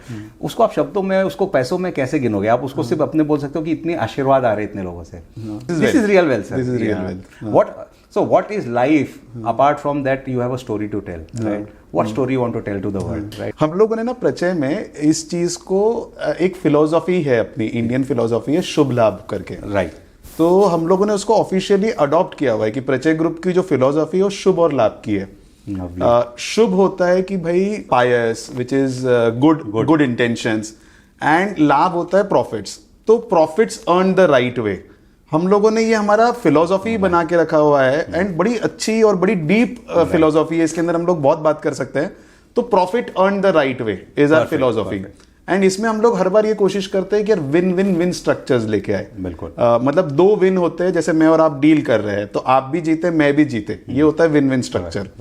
Win win win structures को मैं ये डिफाइन करता हूं कि जब मैं और आप बैठ के डिसीजन ले रहे हैं तो हम लोग उस इंसान के लिए भी अच्छा कर रहे हैं जो शायद इस डिसीजन मेकिंग का पार्ट नहीं है, बट इस डिसीजन से अफेक्ट होता है। हम लोग उसका भी ध्यान रख के वो डिसीजन ले। आज का मास्टर क्लास यही है, मैं भी सीख रहा हूँ आपसे, आप भी मुझसे सीख रहे हो, और शायद से इतनी बड़ी, तो it's a win win win master class, win win win master class. I will put it in a different way. I have, this is my philosophy, what I have learned is कि 4 levels of जीवन होते हैं। सबसे lowest होता है कि किसी का बुरा मत करो तो तुम्हारा भी बुरा नहीं होगा। तो this till this point you are not doing good, you are not doing bad, क्योंकि तुम्हारा बुरा नहीं होगा। उससे थोड़ा ऊपर जो आदमी इवॉल्व हो जाता है, बोलता है किसी का अच्छा करो तो तुम्हारा भी अच्छा होगा। तो अब आप बुरा से अब अच्छे पे आ गए। उससे ऊपर का फिलोसॉफी होता है किसी का अच्छा करो लेकिन फल की चिंता छोड़ दो। नाउ यू आर, जैसे कि गीता में हमको सिखाया जाता है, बुरा करो, अच्छा करो और अच्छा होगा से ऊपर आ गए, अच्छा करो लेकिन फल की चिंता। और गीता का जो हाईएस्ट है, किसी का अच्छा करो लेकिन तुम करने वाले कौन, तुम तो सिर्फ निमित्त मात्र हो, it's only happening through you. So that's the evolution that we should go in life. We started when we are, जो हम सर्वाइवल में होते हैं तो हम किसी का बुरा मत करो, बुरा नहीं होगा, but as you progress then you need to say कि you are here to, and it's happening through you. You are not even doing something, it's happening through you. That's, you are just the means, you are just the purpose. Absolutely. And you realise that. हाँ, you realise that. आपकी journey में humility का क्या role लगता है as a promoter? Because मैंने ये देखा हुआ है कि लाइफ में या बिजनेस की जर्नी में अगर आप हम्बल हो तो आपको बहुत सारी चीजें इजी हो जाती है। राइट। तो आपके अंदर पहले से ह्यूमिलिटी थी या आपका कुछ नेचर चेंज हुआ है इसके अंदर? सर पहले से थी, और मुझे आज भी लगता है कि आई एम अ फेलियर। हाँ, तो ह्यूमिलिटी का शायद से रूट जो होता है ना, कि आपको ऐसा हमेशा लगते रहता है मैंने लाइफ में कुछ ही नहीं किया। क्योंकि, और जेन्युइनली नहीं किया, क्योंकि जब आप इर्द गिर्द देखते हो तो आप देखते हो कि लोग आपसे जो सेम टाइम स्टार्ट किए थे, कुछ लोग 100 गुना हो गए, कुछ 1000 गुना हो गए। तो आप हम्बल के अलावा और क्या रहोगे?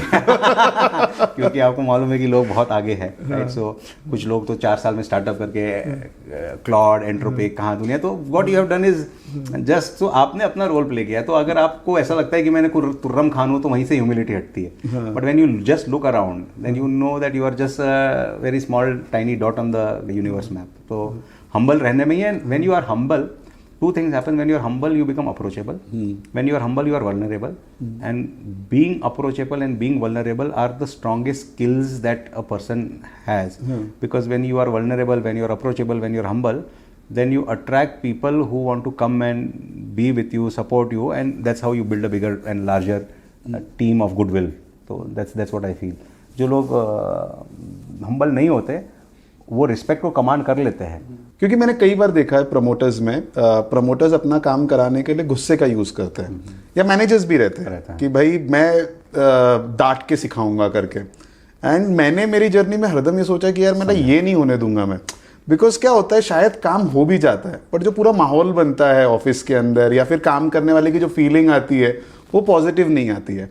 और मेरे को क्या रहता है कि क्योंकि मैं उसको नौकरी दे रहा हूँ, मैं उसको सैलरी दे रहा हूँ, तो कई बार ये फीलिंग आ जाती है कि मैं हूँ जो हूँ। तो चिल्ला के भी लोग बात करने की कोशिश करते हैं, जो मेरे को ऐसा लगता है कि आज की जनरेशन में तो बिल्कुल भी नहीं चलता। मतलब अगर आप पुराने जमाने में फिर भी लोग सुन लेते थे, सेठ बोल रहा है तो गाली सुन लेंगे करके, पर आज तो बिल्कुल भी नहीं चल पाता है वो। अल्टीमेटली जैसे आपका भी मैं देखता हूँ कि आप एक बुक क्लब रन करते हो, you are always dedicating yourself to build your team, right? तो ये तो बिल्कुल है कि अगर दुनिया में सबसे ज्यादा आज तक लड़ाइयाँ हुई है तो आज़ादी के लिए हुई है, right? People have fought for freedom. तो freedom is something that is so core to a person. जब मेरे पास पैसा नहीं था, अपॉर्चुनिटी नहीं थी, मैं तुम्हारी गाली खा लेता था। आज पैसा है, अपॉर्चुनिटी, मैं गाली नहीं खाऊंगा, क्योंकि मेरा जन्म सिद्ध अधिकार आज़ादी है। मुझे वो रिस्पेक्ट चाहिए, मुझे फ्रीडम चाहिए, मेरी आइडेंटिटी चाहिए, मुझे आइडेंटिफिकेशन चाहिए, राइट? तो वो अगर जो व्यक्ति लोगों को देता है वो, तो आप भी उसी, you are humble, you want to help your people grow. मेरे को ऐसा लगता है कहीं ना कहीं जब आप लीडर बनते हो तो आपके अंदर वो पेरेंटिंग स्किल आ जाती है या पेरेंटिंग इंस्टिंक्ट आ जाती है कि भाई इन सबको लेके चलना है, इनको सिखाना है, बढ़ाना है, सब चीज करने की है, तो वो शायद आ जाती है। प्रचय में तो हम लोग होलिस्टिक वेलबींग के बारे में बात करते हैं। मेरे को ऐसा लगता है कि मैं सिर्फ टीम से काम नहीं कर रहा हूँ, मैं लोगों से काम कर रहा हूँ, मैं ह्यूमन से काम कर रहा हूँ। तो अगर एज अ ग्रुप हम लोग सब अब एक बेटर वर्जन बन पाए इंसान का, तो शायद हम लोग अचीव कर लेंगे। मतलब अगर हम लोग बाकी सब चीजें ठीक कर रहे हैं बट फिर भी अच्छे इंसान है, तो शायद सक्सेस हमको लेट आएगी बट आएगी जरूर। और उन लोगों के साथ में रहने में मजा भी आएगा। हाँ, बिकॉज जीतना भी अकेले कोई मजा नहीं है। Like if you are alone in your wins, तो I think it's not even worth celebrating. You need somebody to celebrate that victory also with. हाँ, आप अवार्ड लेने गए स्टेज पे, क्राउड में आपके लिए कोई ताली बजाना वाला ही नहीं है, तो क्या मजा है। और दूसरा भी हो जाता है, मतलब मैं बहुत ज्यादा मानता हूँ कि अगर मैं कोई चीज चाह रहा हूँ तो उसके होने की प्रोबेबिलिटी ए रहेगी, या समझ लीजिए कुछ रहेगी। जब मेरे साथ में 100 लोग सेम चीज चाह रहे हैं तो आप सोचिए हो जाती है, because the entire energy. And ये तो आप जैसे स्पिरिचुअल हम बात कर रहे हैं, but life is nothing but an energy, right?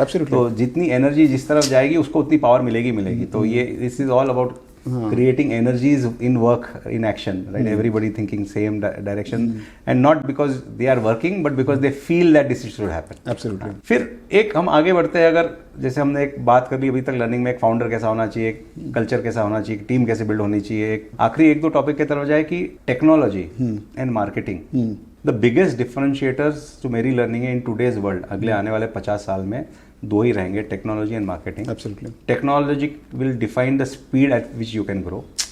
Marketing will be कि it's all about being relevant as an economy. You have to control the narrative, right? So marketing allows you to control the narrative.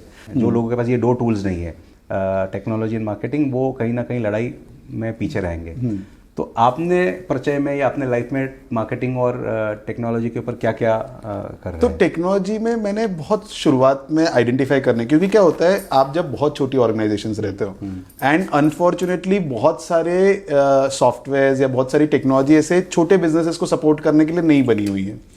तो मैंने तब 2 चीज़ों के बीच में मतलब decide कर लिया था कि भाई मेरा बिजनेस जो है वो टेक्नोलॉजी ड्रिवन रहेगा या टेक्नोलॉजी इनेबल्ड रहेगा। तो मेरे को ये समझ में आया कि मैं प्योर फाइनेंस में हूँ, मेरा बिजनेस है पैसे को लगाना, सही जगह पे पैसा रेस करना और लगाना, तो that is my core business. It should always be technology enabled, technology driven का बहुत ज्यादा इसमें स्कोप नहीं है करके। अब इसके अंदर मैंने डिफरेंशिएट क्या किया कि यार कुछ सोल्यूशंस है वो जो जेनरिक है, जो मेरे को ऑफ द शेल्फ मिल सकते हैं मार्केट से, and there are lot of players, उन्होंने वो छोटे छोटे सोल्यूशंस क्रिएट करके रखे हुए हैं। तो मैंने वो जो standard of the shelf product मेरा जितना काम कर सकते थे उसको अपनी कंपनी में डायरेक्टली यूज करने की कोशिश की। ठीक है। जैसे अकाउंटिंग के लिए शायद आपको जरूरत नहीं है खुद का सिस्टम बनाने की, शायद एचआर मैनेजमेंट के लिए आपको जरूरत नहीं है खुद का बनाने की। तो धीरे धीरे करके मैंने कोशिश की कि यार जो प्रोसेस, इसके लिए अगर बाहर कोई रेडीमेड सॉफ्टवेयर है तो उसका सब्सक्रिप्शन ले लिया जाए और उस सॉफ्टवेयर को अपने कंपनी का एक इंटीग्रल पार्ट बना दिया जाए कि भाई इससे हमारे कुछ प्रोसेसेस हो रहे हैं। टेक्नोलॉजी इनेबल होना तो बहुत जरूरी है, बिकॉज 10 लोगों का काम एक सॉफ्टवेयर कर लेता है, एक आदमी कर लेता है, एंड मशीन या सॉफ्टवेयर की गलती करने की प्रोबेबिलिटी कम रहती है। आदमी क्या है कि सेम काम अगर उसको बार बार करा दो तो बोर हो जाता है और फिर वो गलतियां करना चालू कर देता है, तो ह्यूमन एरर थोड़ी कम हो जाती है, तो which helps you in scaling also. तो मैंने इस तरीके से कोशिश की कि भाई जो भी ऑफ द शेल्फ सोल्यूशंस है जो मेरे बिजनेस में मेरे को डायरेक्टली इंप्लीमेंट कर सकता हूं वो मैं डायरेक्टली कर दूं, और जो ऑफ द शेल्फ प्रोडक्ट नहीं है, जो हो सकता है कि मेरा खुद का आईपी होगा बिजनेस का, मेरा खुद का प्रोसेस होएगा, मेरा खुद का सोचने का तरीका रहेगा, असेसमेंट का तरीका रहेगा, तो फिर मैंने उसके लिए सॉफ्टवेयर वेंडर्स लिए और उनसे वैसा कस्टमाइज सॉफ्टवेयर बनवा के ले लिया। अभी तो खैर हम लोग उसके आगे आ चुके हैं जहां पर हम लोगों ने इन हाउस टेक टीम बनाना अभी चालू कर दी है। बट आई बिलीव कि आज के दिन में अगर आप किसी इन्वेस्टर से मिल रहे हो और आपने टेक वर्ड यूज नहीं किया तो आपको पैसा मिलेगा ही नहीं, इतना ज्यादा क्रिटिकल हो चुका है। But I completely agree and hence I say technology very important, but am I tech first as a thought, right, कि ये काम मुझे करना है, can a technology do this and how can technology make it simpler, faster, better. ये एक perspective होता है, मैं अपने अंदर बिल्ड कर रहा हूँ, because being from a person who was born 1977, तो technology is not natural to me, tech first is not natural to me, but as a conscious, जैसे मैंने अभी किसी से समझा, हमारी एक इन्वेस्टर जो है निलॉन्स में, उन्होंने किसी और कंपनी में इन्वेस्ट किया है, तो हमारी इंडस्ट्री में एक बहुत बड़ा ब्रेकेज डैमेज एक्सपायरी होता है। मार्केट दुकान से नहीं फूड बिकेगा तो वापस आपका एक्सपायर होके ख़त्म होगा। उन्होंने एक टेक्नोलॉजी का ऐप बनाया और पूरे कंट्री के डिस्ट्रीब्यूटर के पास ऐप डाला। आपके पास कोई भी माल 4 महीने से पुराना हो रहा है तो आप बता दीजिए, अगर हम हमारे पास और आपको किसी को कोई माल चाहिए है तो डाल दीजिए, यहाँ का माल वहाँ शिफ्ट कर देंगे। तो they have were able to use technology to reduce 90% of their expiries, right? Now this is a thought. ऐसा कोई सॉफ्टवेयर ही अवेलेबल नहीं था, but if I am having so much of expiry, how can I use tech to reduce my 90% losses? Is the tech first thought. तो ये मुझे ऐसा लगता है कि आज के ज़माने में एक है कि टेक्नोलॉजी है और एक है कि हर चीज़ को मैं टेक्नोलॉजी से कैसे बेटर, फास्टर, मोर इफिशिएंट, मोर चीपर कैसे कर सकता हूँ। That's something I am learning consciously. I believe I am still 4 on 10 on that scale, and I am consciously building myself in that direction. But मेरे को ये भी लगता है कि बहुत कम सॉफ्टवेयर कंपनीज है जो कि ये स्मॉल और मीडियम एंटरप्राइजेस के लिए सोल्यूशन प्रोवाइड करती है at a reasonable cost. Even जो सॉफ्टवेयर अवेलेबल है, जैसे आप CRM वाले सॉफ्टवेयर बोलेंगे या प्रोजेक्ट मैनेजमेंट वाले सॉफ्टवेयर बोलेंगे, इनकी भी कॉस्टिंग बहुत ज़्यादा रहती है, मेरे को ऐसा लगता है। और अभी ना ये सॉफ्टवेयर कंपनी स्ट्रगल कर रही है। इन्होंने पूरा अपना जो रेवेन्यू कमाया था ये लेबर सप्लाई करके कमाया था और अच्छे खासे प्रॉफिट्स पे भी बैठे हुए हैं। And they have always been servicing the foreign clients. I think अभी बहुत थोड़ा फोकस तो भी एटलीस्ट इन लोगों का लोकल बिजनेसेस में जाना चाहिए। बेसिक टेक के टूल्स एक mid size business, small business के लिए अवेलेबल रहने चाहिए at a reasonable cost. Right. कई जगह आपको ऐसा लगता है कि यार इतना पैसा, मतलब मेरे को खुद को चुभता है कि यार इतना पैसा मांग रहे हो करके छोटा बिजनेस वाला कैसे करेगा सेम टेक के लिए। हाँ, बट आई गेस मैं अभी वही I am learning consciously, but जैसे क्लॉड और ये सब आ गए जो बोलते हैं कि ऑलमोस्ट 80% कोड यही लिख देगा।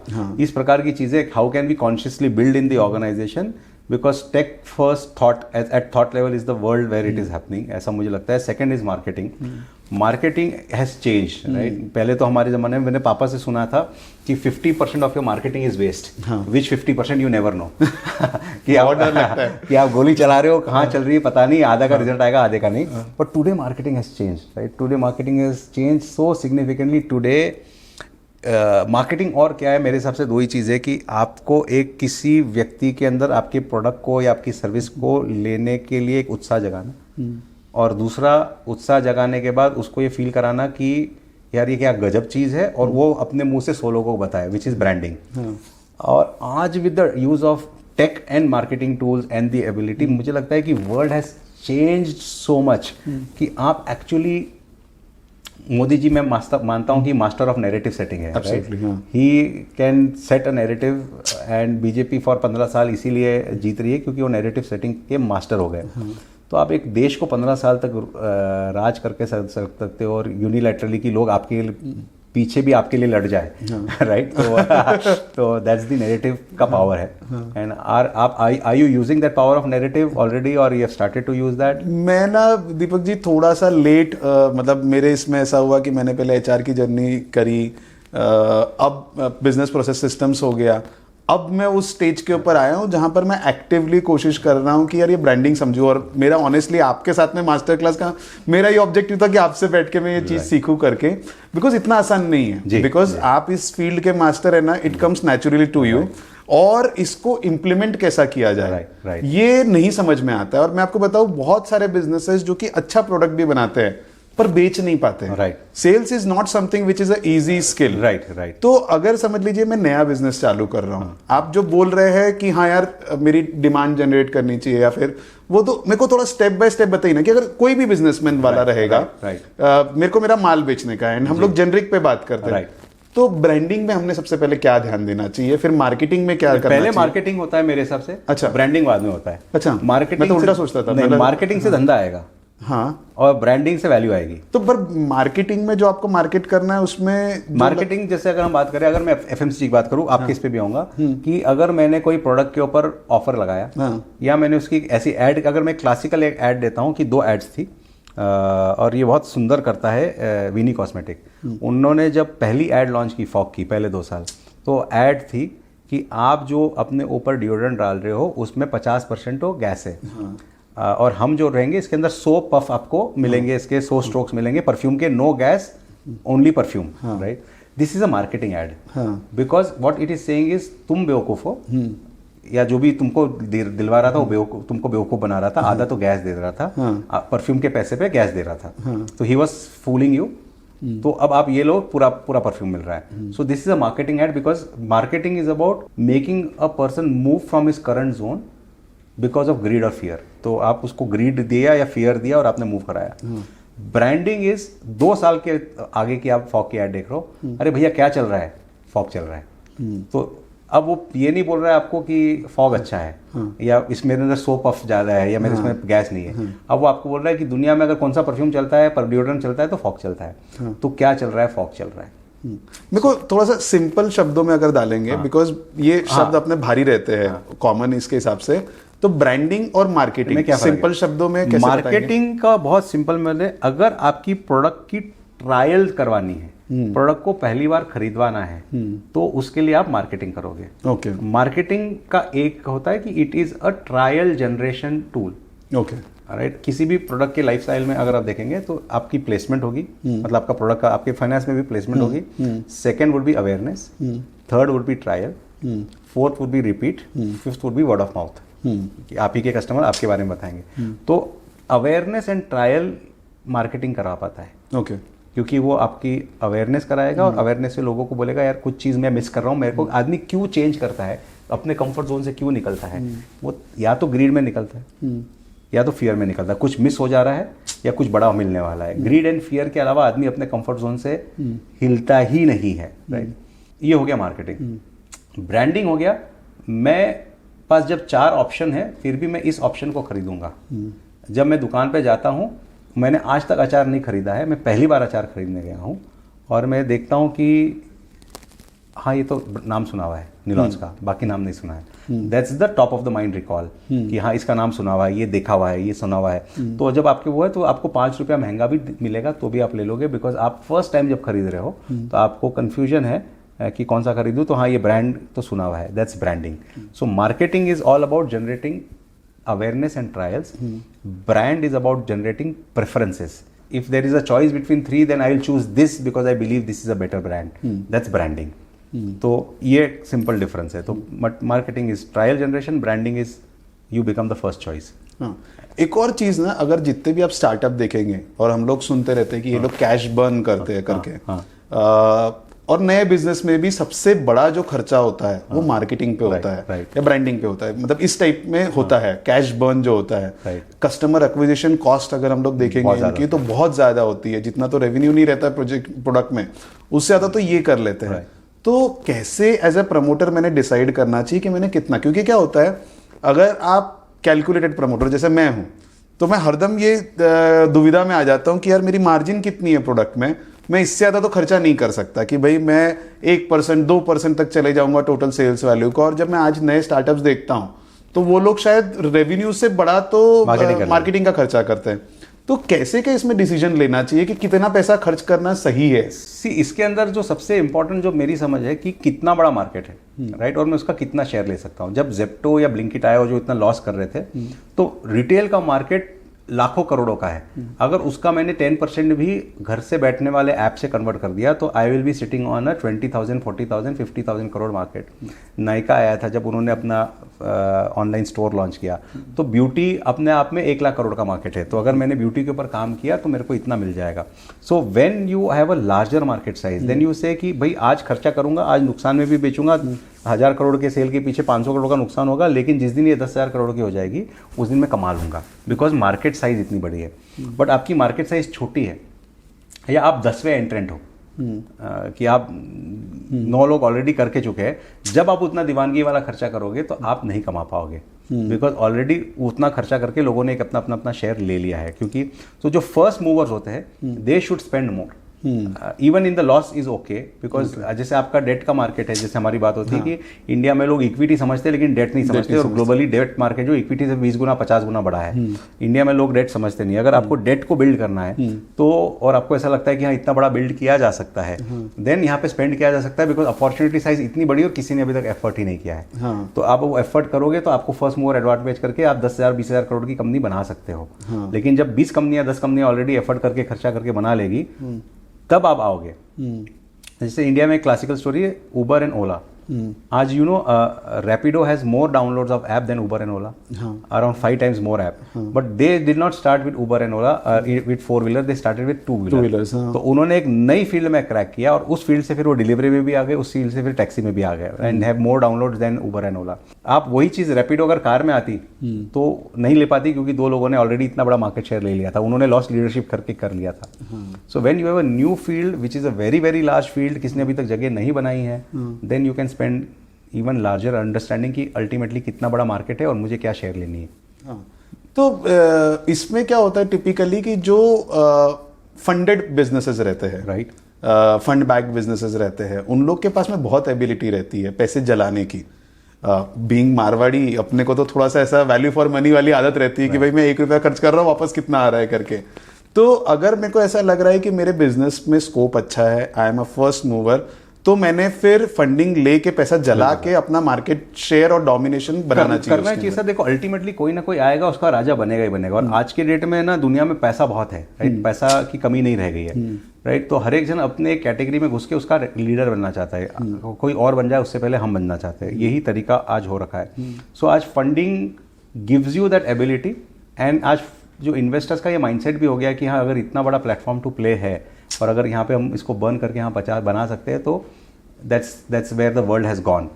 But that calculation, क्योंकि फंड बर्न करना एक बात है, एग्जीक्यूशन करना अलग बात है। जब आपको उस रफ्तार की ग्रोथ मिलेगी, जैसे आज हमारे इसमें है कि जेप्टो बहुत तेजी से ग्रो किया, लेकिन आज जेप्टो से ब्लिंकिट के एग्जीक्यूशन में बात करेंगे तो Blinkit execution is 5x better than Zepto. So you are growing very very fast but you are not able to execute correctly, right. तो वहाँ पे आपको चैलेंजेस आते जा रहे हैं, चीज़ें फट रही है, सैलरी लेट हो रही है, सप्लाई गलत जा रहा है, सब कुछ हो रहा है। तो the speed of growth will also challenge your execution quality. So you also have to, when you are growing at 10% versus you are growing at 100% month on month, then it will challenge your execution. So are you also handling your execution to that level? Otherwise your fund will make you lose more, the spend will make you lose more. तो वो backend को भी संभालना बहुत ज़रूरी है। नहीं, और मेरे को कभी कभी ये भी सवाल आता है कि यार हम सोचते हैं कि आज पैसा खर्च कर लेंगे और आगे चल के हम लोग फिर नॉर्मल प्राइसिंग पे आ जाएंगे, पर उस समय फिर कोई येड़ा रहेगा जो आ जाएगा मार्केट के अंदर, बोलेगा मैं, जैसे ओला और उबर को ये लगाएगा कि यार चलो मैं मार्केट में डुओपोली या मोनोपोली अक्वायर कर लूँ, और फिर कोई रैपिडो आ गया जो कि डिस्काउंट देने के लिए रेडी है। तो ये तो अनएंडिंग साइकिल है। हाँ, बट एक बार है ना, एक बार जब कस्टमर, जैसे आज मेरे मोबाइल पे अगर बात करूँ तो रैपिडो या ओला ऐप है ही नहीं, उबर ही है। Because once I get habituated to something, then you will get that 25-30-40% कुछ ना कुछ तो मिल जाता है। और वो जब आपको मिल गया तो फिर वो तो आज उबर वो भी करता है कि भैया टैक्सी कौन से एरिया से पकड़ रहा है, कौन से लोकेलिटी से पकड़ रहा है, किस फ्रीक्वेंसी से पकड़ रहा है, कितने बार रेट चेक करता है, वो सब तो डेटा आज दुनिया बता देते हैं। तो चाहे प्राइम लोकेलिटी से पकड़ रहा है, दिल्ली में आप कमिलिया की तरफ से पकड़ रहे हो तो अच्छा बहुत आदमी के जेब में बहुत पैसा है, तो ऑटोमेटिकली वहाँ चार्ज ज़्यादा दिखाएगा, तो automatically then they make their money in that way. So this is what I believe that we have had a good discussion. I am sure that the audience would have learn from it, and practical था मेरे ख्याल से, हम लोग जो business से सीखे समझे, एंड ये बातें जो भी सुनेगा वो अपने इम्प्लीमेंट करेंगे। जो हमारा इंटेंशन था कि इस मास्टर क्लास से even if thousands and thousands of entrepreneurs who are learning and implement it, and 2-4 चीज़ें अगर समझ के इम्प्लीमेंट कर पाए, नॉलेज शेयरिंग हो जाए किसी तरीके से। हमने जो सीखा हुआ अगर हम लोग किसी को सिखा पाए, यार हमारी एक्सपीरियंस से कोई सीख ले, गलती नहीं करे जो हमने हमारे जर्नी में की हुई है, तो उससे बेटर क्या हो सकता है। Absolutely. So lovely talk Girish ji, I learned also my self. नहीं, मैं तो वेट ही कर रहा था इस अपॉर्चुनिटी की कभी आपसे बैठ के सीखने मिलेगा करके, तो आई एम रियली ग्रेटफुल कि आपसे सीखने मिला। मुझे भी it was equally pleasure. Thank you so much. Thank you. Hello Deepak ji and Girish ji. There are a lot of audiences who had so many questions as well, matlab, while you guys were speaking. So, I will bring them up now. We'll go one by one so that we can answer each. So, I'll start with Deepak ji. What's one business rule you have broken that actually worked for you?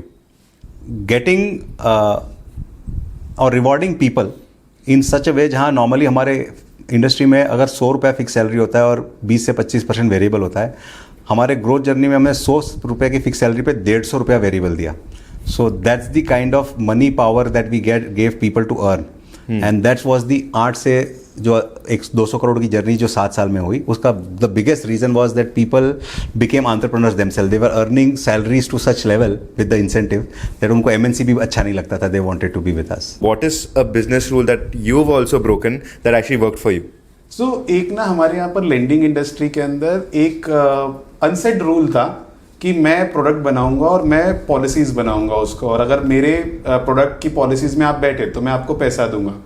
तो we kind of question that entire belief, और हमने बोला कि यार आपने business को पूछना चाहिए कि उसको पैसे की किस चीज के लिए जरूरत है, एंड टोटली कस्टमाइज्ड फाइनेंस बनाना चाहिए, which was kind of a aberration from the entire process, and इसने हमको बाकी सब लेंडर्स से थोड़ा अलग बना दिया। Girish ji, if you could ask every entrepreneur just one question before advising them or funding them, what would it be?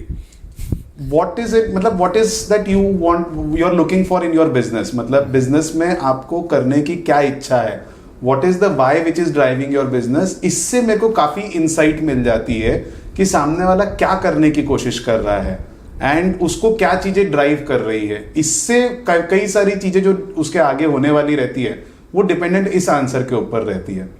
Mr. Deepak Sanghvi, what's the best sales pitch you have ever heard? Having a structure to the dream, right? People are having lot of dream, but उस dream को पहुंचने के लिए structure क्या रहेगा वो काफ़ी बार लोगों के चीज़ में मिसिंग होता है।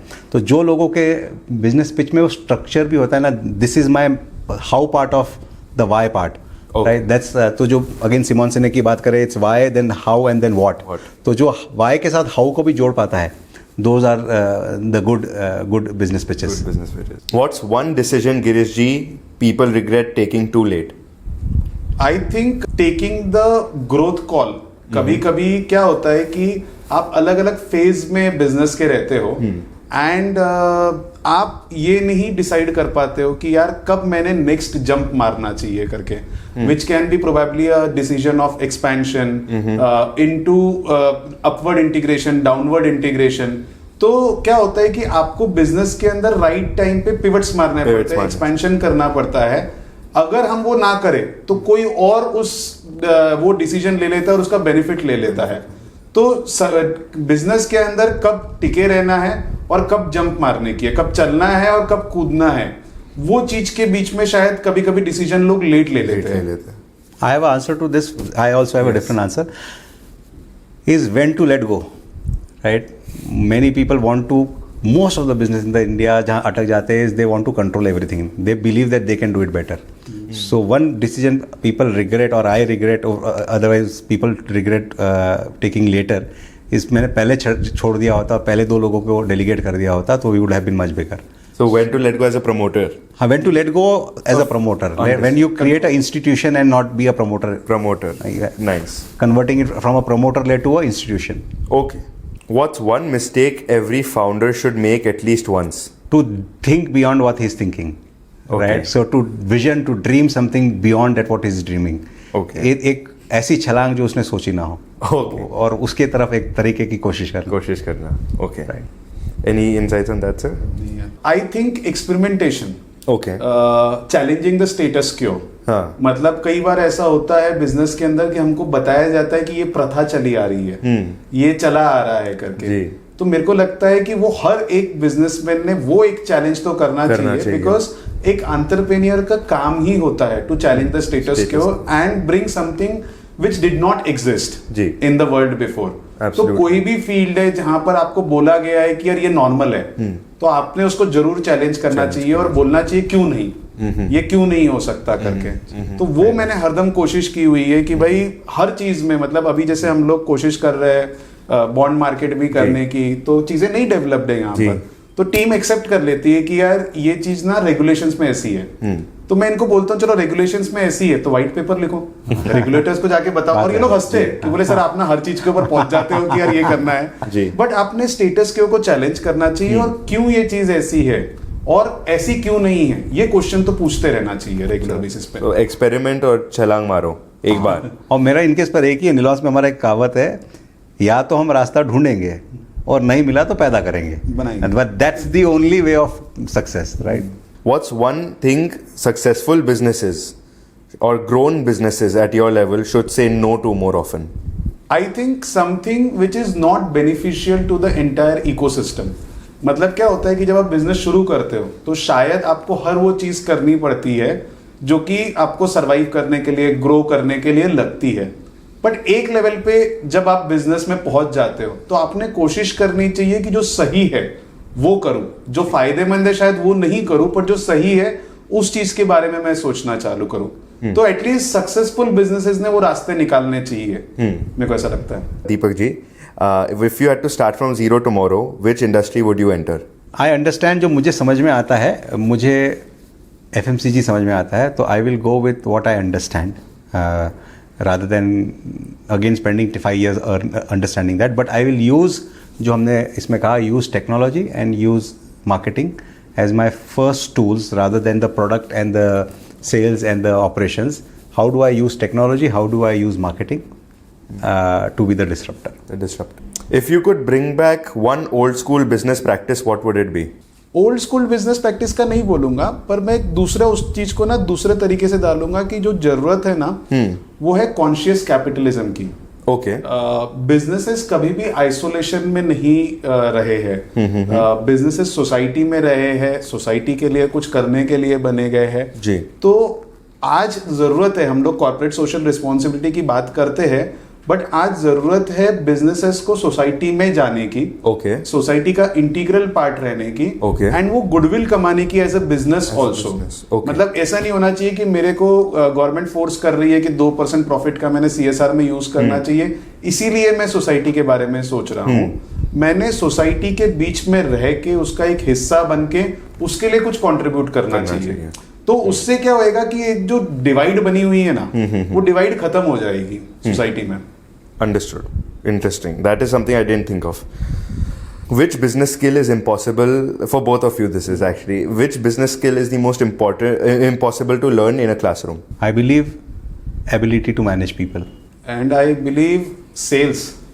क्योंकि सेल्स जो रहता है ना, मेरे को ऐसा लगता है कि जब आप हर बार पिच करते हो जी, जब आप रिजेक्शंस फेस करते हो और उसको फेस करने के बाद में भी डटे रहते हो जी, तो वो वाली स्किल आप जब तक 10, 100, 1000 पिच नहीं करते हो जी, तो वो क्लियर नहीं होती और वो फाइन ट्यून नहीं होती है. तो आपको जाके रिजेक्ट होना पड़ता है, तब जाके आप सेल्स कर सकते हो. ट्रू. और मेरा भी ये ऐसा है कि एक greatest organisation is about great leaders, right? It is never about, जो व्यक्ति ग्रेट लीडर होता है वही ग्रेट ऑर्गेनाइजेशन क्रिएट करता है. एंड हम काफ़ी बार बोलते हैं कि इंडिविजुअल परफॉर्मेंस तो बहुत होता है, लेकिन इंडिविजुअल परफॉर्मर से मैक्स निकालने वाला जो स्किल होता है वो लीडरशिप स्किल होता है. ये क्लासरूम में आप नहीं सीख पाते. मतलब आप जब मौका वारदात पे उतरते, ज़मीन पे उतरते, and when you prove that your self as a leader, great leadership skill actually classroom में नहीं आती. और लीडरशिप स्किल एक्चुअली मैदान जंग में ही आती, right? So that's where you learn. Absolutely. Talking about this as well, right? Which is tougher, winning a customer or retaining a great employee? I would not say tougher or easier. What is more important? Okay. के ऊपर मैं उसको question को reframe कर दूंगा. I feel retaining a good employee is far more important than customer. Okay. Because अगर आपके पास में लोग सही रहेंगे ना, तो वो कस्टमर्स को रिटेन कर लेंगे. तो आई वुड से कि you should focus more on retaining good people, good talent with in the company, because then they are the ones who are managing your customers. So they will ensure that your customers are retained. Absolutely. Complete this sentence. A business becomes unforgettable when the consumers of the business actually start speaking about the business to other. When you are not selling, the consumer are selling your business. And I would say a business becomes unforgettable when it becomes an institution. मैं हरदम बोलता हूँ कि एक business की as होती है, जैसे इंसानों की एज होती है कि वो पैदा होता है, छोटा रहता है, बड़ा होता है, फिर एक दिन मर जाता है. तो उसी तरीके से ऑर्गेनाइजेशंस की भी एक लाइफ रहती है. तो अगर हम लोग ऐसी ऑर्गेनाइजेशंस क्रिएट कर पाए जो कि सेंचुरी, 2 सेंचुरी इतना चल ले, तो वो एक ऐसा इम्पैक्ट करती है सोसाइटी में. बिकॉज इतना इजी नहीं है किसी भी इंस्टीट्यूशन के लिए टिके रहना, जिंदा रहना. तो जब वो इतना बड़ा इम्पैक्ट करती है लॉन्जिटिविटी से, तो वो एक अनफॉरगेटेबल इंस्टीट्यूशन बन जाती है. दोनों को अगर हम जोड़े, में एक क्लासिकल एग्जांपल लेता हूँ, Tata group, right? Tata group एक इंस्टीट्यूशन है और टाटा स्टैंड्स फॉर ट्रस्ट. कभी टाटा आके नहीं बोलता है, Okay. लेकिन उसके कंज्यूमर ही बोलते हैं Tata is about trust, right? So when this the consumer start speaking about you, So more than just the product, the whole institution has that one core value. Right. Complete the sentence, Girish ji. The companies that lasts are the ones that. That works on a philosophy. Okay. मैं बोलता हूँ कि सबसे ज्यादा जो company चलती है वो कंपनी होती है जो एक सोच को बढ़ावा देती है. Okay. जैसे आज की डेट में हम लोग एप्पल को देखते हैं कि Apple is a multi trillion company करके. तो क्यों है? क्योंकि स्टीव जॉब्स ने एक फिलॉसफी दी थी, चैलेंज द स्टेटस क्यो करके. तो जो कंपनी एक सोच बन जाती है, बिकॉज आदमी भले ही जिए मरे पर सोच हमेशा जिंदा रहती है. तो जो कंपनियां सोच बन जाती है, विजन बन जाती है, फिलोसफी बन जाती है, उनकी लाइफ अनलिमिटेड हो जाती है. बिकॉज आप अगर वो सोच को चलाने के लिए नहीं भी हो तो कोई और उस सोच में जो बिलीव करता है उस सोच को आगे लेके जाता है. Again, a thought also is the companies which believe in always staying relevant. If because the world will change, the time will change. If you keep rediscovering yourself to be relevant for that time, you will be a company forever. Last question to end with for both of you. When people talk about your journey 25 years from now, what do you think? What is that one thing you hope they remember you for? I would want to be remembered as the person who contributed heavily for the development of corporate bond market of India. Because अब मैं जहाँ पर खड़ा हूँ half time पे अपने career के, मेरा जो मेरे को नेक्स्ट मिशन दिखता है कि यार कॉर्पोरेट बॉन्ड मार्केट को इंडिया के नेक्स्ट लेवल पे लेके जाने का है. हर एक बिजनेस को एक्सेस होना चाहिए बॉन्ड्स का, जिससे कि वो पैसा रेस कर पाए और उनको एक ऑल्टरनेटिव मिले बैंकिंग सिस्टम से. कि मेरे को अगर पैसा चाहिए तो मेरे को आज सिर्फ बैंक्स और एनबीएफसीज के बारे में सोचना पड़ता है, मेरे को दूसरे तरीके से भी डेट फाइनेंस अवेलेबल हो जाए. तो अगर मैं मेरी जिंदगी में ये कर पाया कि भाई कॉर्पोरेट बॉन्ड मार्केट के डेवलपमेंट में एक्टिवली कंट्रीब्यूट कर पाया, सिग्निफिकेंटली कंट्रीब्यूट कर पाया, तो मैं अपने आप को सक्सेसफुल मानूंगा. Lovely. मेरे लिए तो the mission is very very clear that people, I want the world to remember me that somebody who helped making India world's #1 economy, right? I am very very clear with my mentoring thing that I want to do, touch hundreds and thousands of businesses, help them to learn from all the mistakes that I did, help them make more right decisions and less wrong decisions, which in cumulative will make at least 100,000 100 crore की 100 कंपनियां minimum बनानी अगले 5-7 साल में, और फिर उसको हजारों तक कैसे ले जाना है. तो इसी के लिए जाना जाता हूँ कि somebody who actually helped move the needle in the economy. Deepak ji, interestingly Prachay का जो ऑफिशियल मिशन है, वो ऑफिशियल मिशन है to make India the biggest economy in the world. Interesting. हम लोग का तरीका है कि to channelise more investments into businesses directly, कि पैसा धंधे में लगाएंगे, धंधे बढ़ेंगे तो इकोनॉमी बढ़ेगी. और मेरा है to channelise more right decisions and avoid wrong decisions. एक ही जर्नी को हम लोग दो अलग एंगल से कवर करने की कोशिश कर रहे हैं.